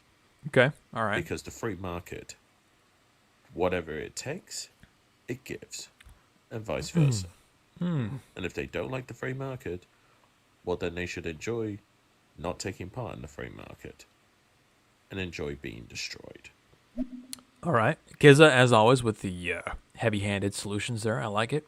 I think it's in the it's directionally accurate. Let's go with that. This is my language war that I'm doing. It's directionally accurate, but maybe a little uncalibrated. Osis. Well, this isn't even the first step. I remember when all the mainstream media news sources, their websites, etc., turned off their comments. Oh yeah. Yahoo did it. Everybody's done it now. I think anyone who hadn't done it by 2019, once election season started, they all turned the comments off because they knew that there was a large chunk of people that were willing to fight it out in the comments and call out their propaganda. And that was, they can't have a glitch in the system. They have to keep the message unified. And they're just going to keep on. The more they tighten their grip, the more people are going to slip through their fingers. It's inevitable, but that's all they have. Mm-hmm. So it's just going to keep getting worse until enough people will just have enough of it. Yeah, Emma in the YouTube chat says, back in the day when news websites let people comment, I almost forgot. Yeah, there was a time when you could comment on like any article anywhere. Every site had their own comment section, and you could just go to town right there. And, of course, they eliminated those.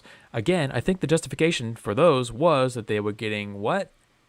Brigaded. They were getting bombed. They were getting targeted because, again, just a lie. Just a straight-up lie. But they were having too much of the wrong opinion. That's all that really meant. Too much of the wrong opinion in the comments section. You're not taking what you're supposed to out of the story. You're not taking it like I'm supposed to give you. I'm giving it to you this way. You're taking it that way. No more comments. You're done. Get out of here. That's essentially what happened.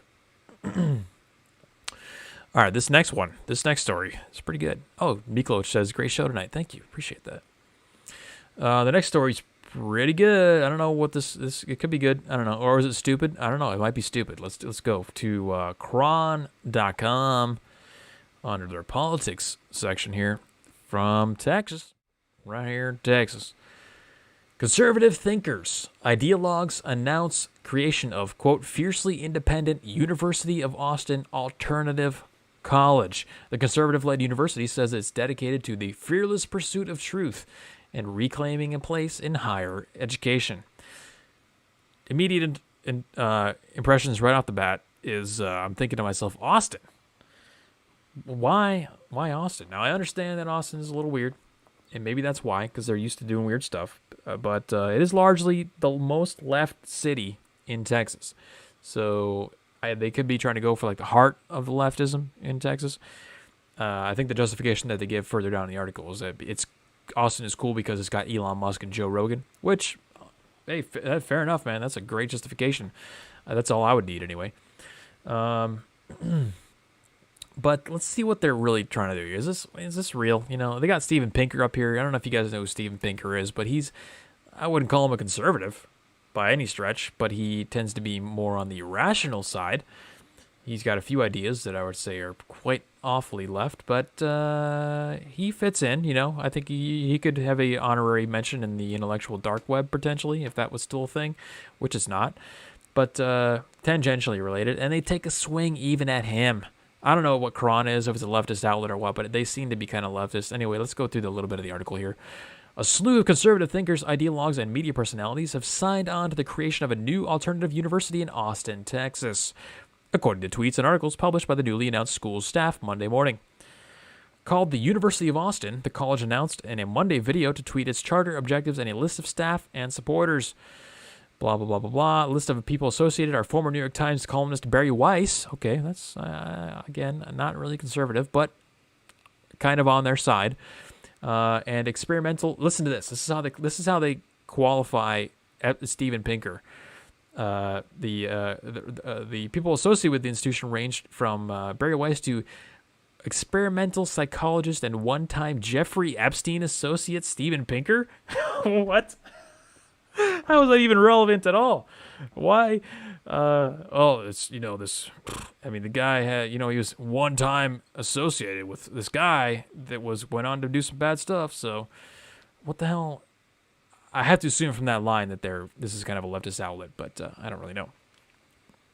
Quote, "We're done waiting for America's universities to fix themselves," the school's video rollout states.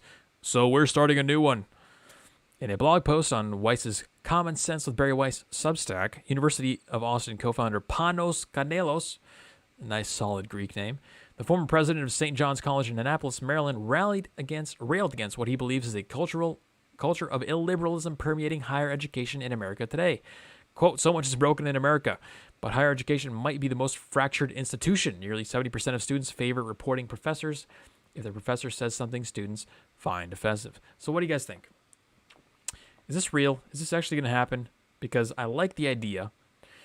I'm struggling to come to a conclusion on whether or not this is a proper path or a potential path to what we would define as success. And success in this particular context is the at least 50-50 acquisition of the institution of higher education, because we all know the institution of higher education is 100% owned and operated by the left. And the goal, I think, would be, 50-50. I think it's fine to have, if you want to have a retard mutant college where everyone can go learn about Marxism and, learn how to plant potatoes in concrete like they did in Chaz, then you can go do that. That's fine. Have fun. And if you want to go to a right-wing, free-thinking liberal college, go and do that too. But we don't have that right now. So I think this is good directionally. I like the idea. But Barry Weiss and Steven Pinker, I don't think that is the crew that I would want heading this thing up. What do you guys think? Pinker is as lefty as Weiss. Yeah, Osis. Yeah, it's the same thing I'm thinking. They're not really conservatives. I don't see any conservatives' names associated with this at all. I'm scrolling through here, and let's see. The school notes its desire to cut against illiberalism and censoriousness, which is good. Okay, I like that. And offers a suite of, quote, forbidden courses by summer 2022. Okay, well, that's enticing, interesting, provocative. But I'm still not seeing anything here. It says, we moved to Texas because of Joe Rogan and Elon Musk. But who are these conservative people that are backing this? I don't know. He's got some credible logic compared to most on the left. That's the only credit that I would give to Pinker. Yeah, he's got a lot of good books, and he's got some good logic. They're fake anti-woke. They will never criticize diversity agenda or tribal nepotism. These people will still censor white supremacists. That's kind of the lane that I'm thinking on this. And if it's happening in Austin, you've got all that cultural and societal pressure immediately around you, physically surrounding you, that will persuade you or tend to persuade you in one particular direction. And that is not in the direction of liberalism and anti-censoriousness. Let's go to, I think we had a couple stereos here left over from the last story. Let's go to Kizzo. Okay, this story regarding faking steel tests really does irk me as an engineer by trade. Yeah, it should. Because legally speaking, I would argue that these people should be sued up to their asses. That's probably not very far. Not only just sued, but enjoy a bit of jail time and have their engineering degrees ripped from them so they can never work in this industry ever again. Fuck them. These people don't deserve respect. They should be treated with complete contempt and hatred, and I claim that right. All right. Well, that's duly noted. I tend to agree with you. I mean, think about the lives that are on the line for that steel that went out to create these submarines, right? Especially considering these are the people that went to defend America from all the radical Islamic terrorists and their submarines. Osis. That's like some Chinese style story. Exactly. I remember the Bay Bridge, when they made the new Bay Bridge, it turned out the Chinese steel that we got to make it was subpar, let's say. They do a lot of testing on all these things. There's tensile strength. I forgot the other two I just had in my head. Shearing strength and something else. Anyway, compression, probably. This is a pretty big deal because the whole integrity of a submarine is incredibly important. It's under all that pressure all the time. Then you have the ballasts and all kinds of crazy stuff. The submarine is one of the most advanced vehicles around because of what it has to endure. So this is very disconcerting. That's what I'm saying. Not surprising. The tip of the top of the technology that we're supposed to have, even that, terrible in America. And I love your comparison to China, because that is exactly what you would expect to see in a Chinese country. They're whipping their workers and saying, hey, just build the submarines. We don't care. We got the steel. It was made out of recycled microwaves. Just build it. We don't care. And that's what's happening here in America. That is not an American thing, especially in the military. Let's go to our next story tonight. We've got a couple more here, and then we're going to wrap it up. We're actually going to be pretty much right on time tonight. How about that? And I still got my voice. This next one is a little scary. If you guys are in the workforce and you are not vaccinated, then you might want to watch out for your coworkers, because OSHA You remember Biden came out with the vaccine mandate for organizations that have more than 100 employees and said everyone has to be vaccinated in these organizations or you're going to get fined. Well, the result of that is that OSHA, who's supposed to enforce these workplace safety rules, basically threw their hands up and were like, dude, we don't have enough people to enforce this. Like, how can we, and that is, I mean, isn't that just the epitome of leftist policy? You want to enforce something that's impossible to actually enforce in the real world. The real world and theory are completely disconnected, but it sounds good. So we're going to do this despite the fact that there's no possible way we could ever do it in reality. That is what's happening now with the workforce and vaccine enforcement in America. Whistleblowers to play key role in enforcing Biden vaccine rule from CBSNews.com. And you can just kind of replace whistleblowers with snitches, Stasi, synonym of your choice, insert in there. From the article, to enforce President Joe Biden's new COVID-19 vaccine regulation, the Labor Department is going to need a lot of help. Yet its Occupational Safety and Health Administration, otherwise known as OSHA, doesn't have nearly enough workforce safety inspectors to do the job. Wait, is that how he's going to create jobs? Is by getting everyone a job as an official government snitch for OSHA? Oh, that's quite the jobs plan there. The 490-page regulation will cover American businesses with at least 100 workers, or about 84 million employees in all. So the government will rely upon a corps of informers to identify violations of the order. Employees who will presumably be concerned enough to turn in their employers, turn in their employers if their coworkers go unvaccinated or fail to undergo weekly tests to show if they're, hey, Bill, did you get your test yesterday? Can you imagine your coworkers every time you go into the office? Hey, did you get your COVID vaccine? 3 times a week. I know guys have to get COVID tested 3 times a week. It's retarded. It's an absolute waste of their time. But they get an extra hour break every couple days, and now your coworkers are going to be snitching on you. If you don't get those tests. What's not known is just how many employees will be willing to accept some risk to themselves or their job security for blowing the whistle on their employers. Do you see what's happening here? They're planting seeds in people's head, trying to get you to be open to the idea of risking yourself and your job to blow the whistle on your employer. It's not even necessarily snitching on your coworkers. It's really, in the end of the day, it's snitching on your employer, who then enforces the corrective actions on the employee. So, yeah, it's kind of, it's not directly snitching on you. It's more of a snitching on the company, but it's kind of half and half. Without the whistleblowers, though, experts say the government would find it harder to achieve its goal of requiring tens of millions of workers at large businesses to be fully vaccinated by January 4th or be tested weekly and wear a mask on the job. You don't say. You mean you didn't really work through the efficacy of enforcing this policy that you thought of? You just thought to yourself, well, this sounds good. Well, let's just, everyone has to get vaccinated by January 4th.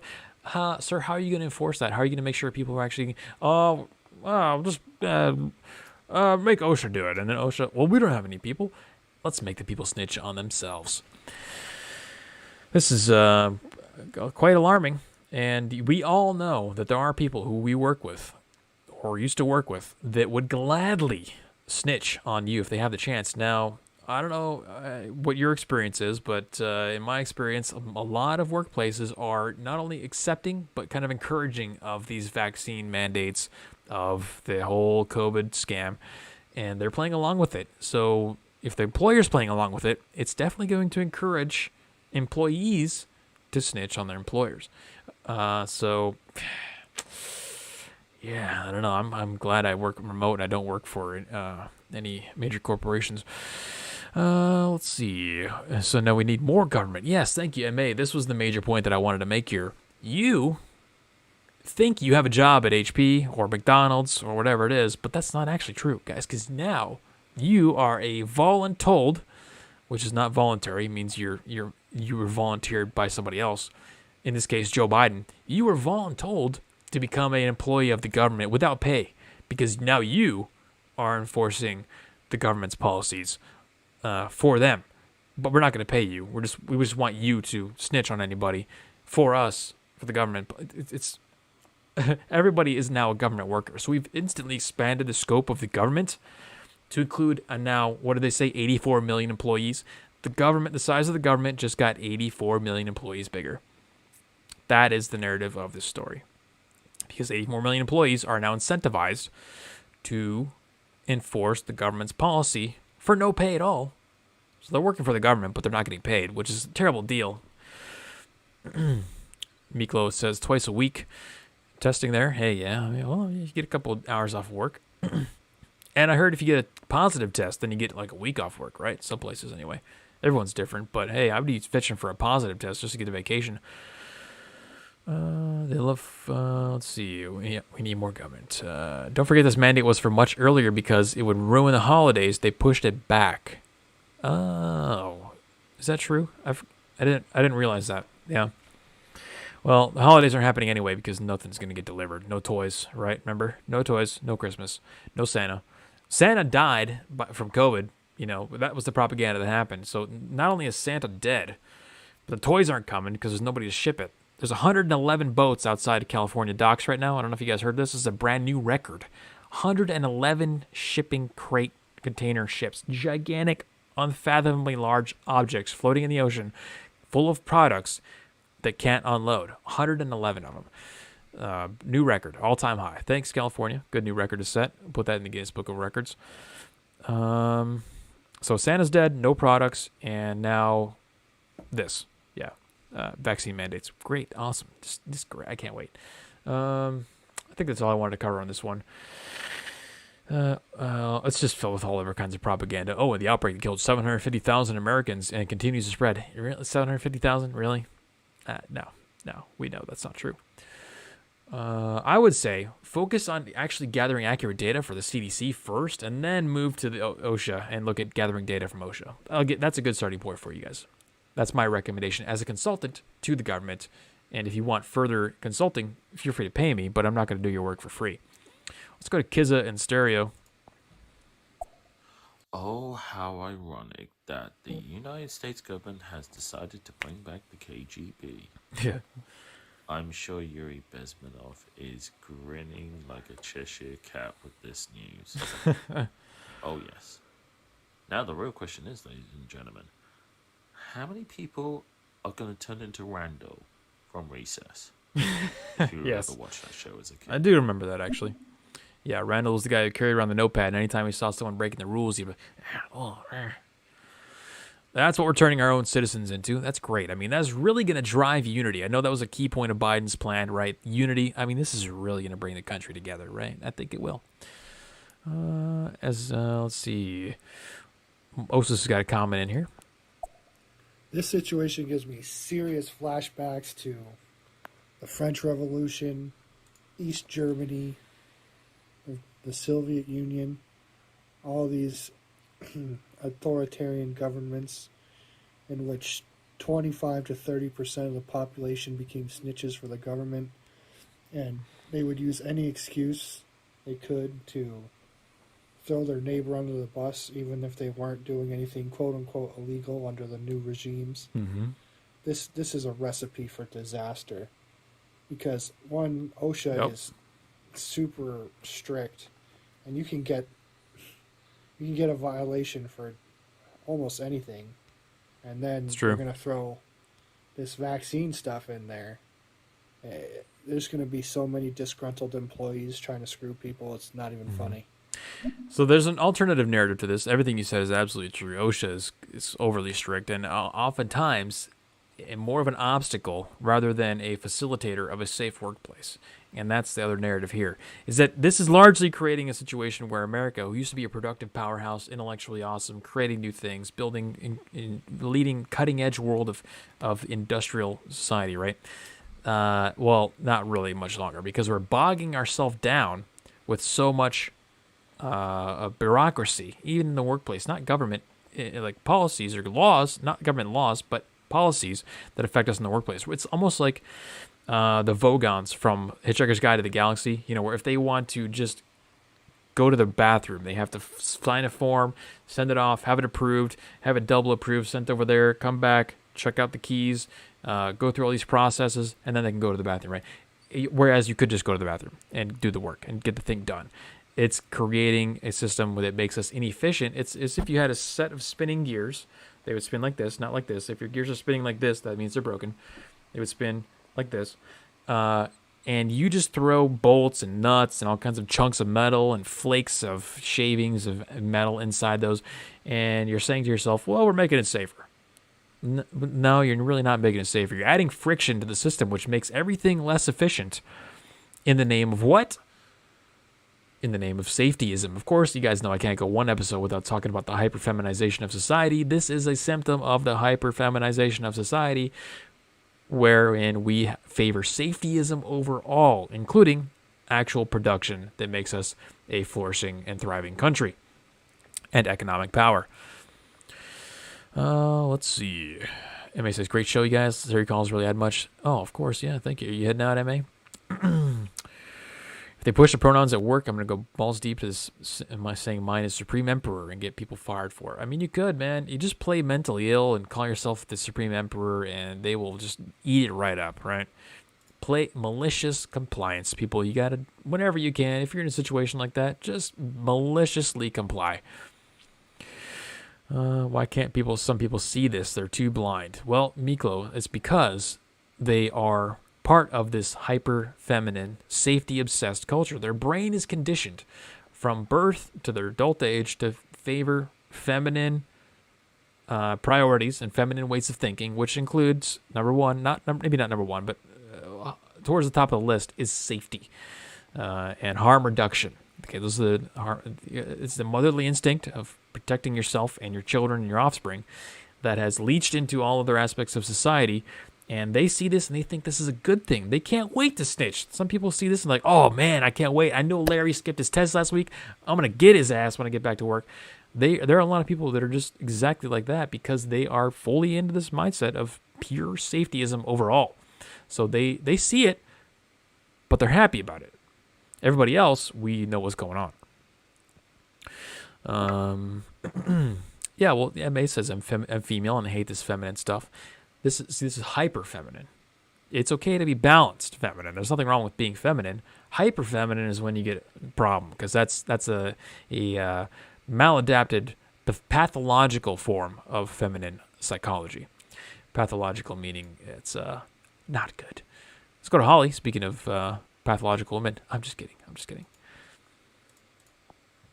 Part of these priorities too are self-important job creation. So if you're in a high-end position and you see an opportunity to grow your power by creating more bureaucracy, thereby having to create segments of your, underlings, then that pushes you higher in your job and makes you indispensable for that system. Oh, interesting. I like that perspective too. So it's kind of creating an incentive for people to further separate out their workforce and allow themselves to advance. Interesting. I didn't think of that from that angle, but that also is going to be an unfortunate side effect of this. Let's go to the final story of the night, and this one is just as much, if not more scary than this one, because this really represents fascism at its core. And I think if I were to define fascism, you'll hear a lot of people on the internet try to define fascism, and what they'll do is they will describe the characteristics of fascism, but they won't clearly define it in a way that's applicable for you to recognize it in the real world. Okay, just for proof, if you want proof, go to the Wikipedia page for fascism. It's 9,000 pages long because they intentionally want to obfuscate it so you can't recognize it in reality. And in reality, I would say in a nutshell, all fascism is a collaboration between corporatism and the government, where they become indistinguishable from each other. The government doesn't own corporations; it doesn't own the means of production, but it controls them and it acts in accordance with them, and it does their bidding. And it goes both ways. Corporations control the government controls corporations. So you have private industry, but the government is closely linked with corporations. Now, I say this because the next story, oh man, this is a doozy. Pfizer CEO says people who spread misinformation on COVID vaccines are criminals. So what? Say what? From CNBC.com, Pfizer CEO says people who spread misinformation on COVID vaccines are criminals. People who spread misinformation on COVID vaccine are criminals. They're criminals because they have literally, okay, listen to this. appealing again to the hyperfeminized safetyism psychology. Quote, they're criminals because they literally cost millions of lives, he said. He said life for many people can go back to normal once many of the unvaccinated get vaccinated. I love that line, and I'm so tired of hearing it. It's just so retarded. Somebody was asking on Twitter today in a response to Andres Backhouse, who's one of these stat gurus on Twitter. He's always trying to debunk COVID skepticism. I replied on there. Somebody said, "Why can't these people just accept that this is about public health? Why can't they just get the vaccine?" And they're responding to Jordan Peterson being mad that he took the vaccine, but they still won't leave him alone. And I responded, well, it's very simple. You can never define an endpoint to this whole thing. All you say is, well, many have to get vaccinated. Well, no. See, here's how logical brain works. You provide an endpoint that's clearly defined so that when we reach it, we can all say, yeah, we're done. You have had 2 years, and you've provided zero defined endpoint for this whole entire thing. And what does that do to every logical person that isn't pathologically hyperfeminized safetyism mindset? It screams red flags. It screams, this isn't about health. And when I see somebody saying, the CEO of one of the most powerful corporations on the planet, not just a random corporation, that this is a corporation that literally sells mind control. Literally. That's not an exaggeration. That's not Alex Jones. That's a literal, actual thing that they sell. Is telling you that any misinformation regarding their product, okay, not just some abstract third-party tertiary entity that he's not related to, if you spread misinformation on his product, then you are breaking the law. See the relationship now between the corporatism and the government? It's becoming very clear, as if, it's been baking for a while and it's starting to finally rise. This is what's happening. The government is more than happy. Obviously, Biden can't wait to just throw people in jail for not getting vaccinated. But you gotta warm people up to the idea first. Now, what is misinformation? That's the question here. What is misinformation? Let's see if CNBC or the CEO of Pfizer can define that for us. People who spread. Okay, I already said that 3 times. They're not bad people. They're criminals because they have literally cost millions of lives. First of all, we were just told it was 750,000. Where are we getting millions? And secondly, that's not a real number anyway. So no, not millions. Boyle's comments came as millions of eligible adults in the U.S. have yet to get vaccinated, even though the shots have been made available to most Americans most of this year. Public health experts say misinformation is likely playing a large role. According to a survey published Monday by the Kaiser Family Foundation, more than 3/4 of U.S. adults either believe or aren't sure about at least one of 8 false statements about COVID or the vaccines, with unvaccinated adults and Republicans among those likely to hold misconceptions. Of course, we're going to take the opportunity, any opportunity we can, to target the conservatives, right? Among the falsehoods are that COVID vaccines contain microchips, cause infertility, and change one's DNA, according to the survey. Okay, why would you expect somebody to know whether the vaccine can change your DNA? These people aren't biologists. I'm not a biologist. You're not a biologist. We don't know that. The microchip thing, okay, that's a little conspiracy theorist. But the infertility thing, there's good reason for them to think that, because they aren't simply just absorbing the narrative that they're seeing. They are living in reality, where in reality you observe things and you take them in, and then you calculate, particular percentages, probabilities based off of what you see in reality. And what people are seeing in reality is things like the disruption of the menstrual cycles. They're seeing miscarriages, a lot of miscarriages. And that would lead you, logically, to think that there's potential problems with infertility. But if you think that, if you observe reality and you make conclusions based off of your own perception of reality, you may be a criminal. Okay, that's it's really what they're saying here. If you believe anything besides what the cathedral, in this case, the fascistic relationship between giant corporations and the government, are telling you, well, then you might be a criminal. Borla said Tuesday that life for many people can go back to normal once many. Yeah. The only thing that's, quote, the only thing that stands between the new way of life and the current way of life is, frankly, hesitancy to vaccinations. Again, giving us a broad, nondescript ill-defined goal of, how we can get back to normal life. Tell me, Mr. Borla, what percentage do we need to get herd immunity to get back to normal life? What percentage of the population needs to consume your product via the force of the government, fascism, to get back to normal? 90%? 88%? 77%? No numbers are given. It's just, most of the unvaccinated need to get vaccinated. Nope, not going to fly. That's not how this works. Let's see here. All right. I knew by early March it was BS. When the homeless were largely unaffected. Yeah. And I mean, COVID's over. We already talked about that. The pandemic's over. Don't blame yourself for being a charitable, optimistic person. Let's see. Let's go to stereo. Heard a bunch of those come in, and then we're going to wrap this show up. So, Mr. CEO of Pfizer, would you then admit that Pfizer are criminals because they had to pay a $2.3 billion fine back in 2009? Just a question. Okay, good question. I think also a lot of the government officials and a lot of the people that work for these companies, these vaccine companies, aren't vaccinated either. I don't know if that's still true, but I did remember reading about that a few weeks back. Holly?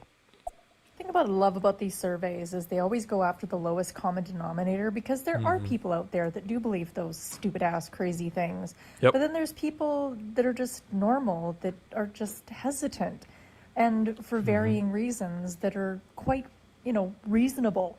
But of course, the story always has to lead with that one crazy guy living in a shack who believes in the microchip. Yep. Bill Gates is coming with his drones to bomb him kind of dude.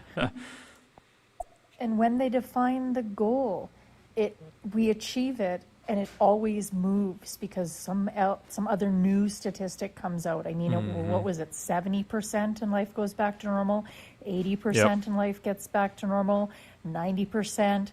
Now it's boosters.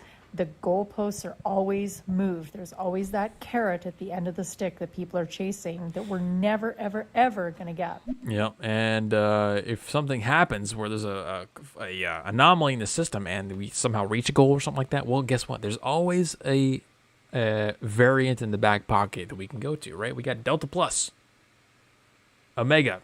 It would name any kind of Greek alphabet letter you got. We got plenty left. We can always make something up to create a false sense of threat, which would then lead us back into a repetition of previous patterns. So, I mean, it's a good strategy. You got to admit, these people, they got it pretty well thought out. And I didn't have it on the docket, but have you seen Bill Gates talking about how we have to come up with a new way to do vaccines? With his trademark, like, wild, uncalibrated body language. We got to come up with a new way to do the vaccines. Meaning, this rollout, this version, this test run, this trial run of the global vaccine rollout for him did not meet expectations. And compare that with the fact that a lot of countries around the world now are doing like COVID or pandemic simulations. Yeah, well, I got to say, I'm glad that I am building a tiny house to live off grid because, and buy land and build a real house off grid. But yeah, I wouldn't want to be here for whatever they're planning for the rest of the suckers that are living in these cities. Let's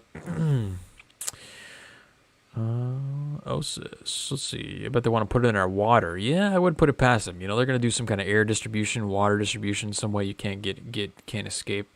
But that's just me being a little, conspiratorial. I think that's about it for you guys tonight. We ended it pretty much. Oh, it went 20 minutes over. Not bad. I think it was a good show. A lot of good content here. It was a pretty good news week. As always, you guys know where to find me. Every Wednesday, 7 p.m. right here. YouTube.com/weeklynarrative. If you're not already following, subscribing, why? What are you doing? You're watching CNN? You trying to make yourself retarded? Watch the Weekly Narrative. Listen to the Alt-Centrist podcast on all podcast platforms. Get yourself smart, okay? Let's separate from society. Let's decentralize. Let's form our own communities. Let's get independent from the system that is crashing and burning. And let's thrive into the future and not share fate with the mutants who are running everything right now. Thanks, folks, for watching. We'll see you next Wednesday. And that's all I got. Bye now.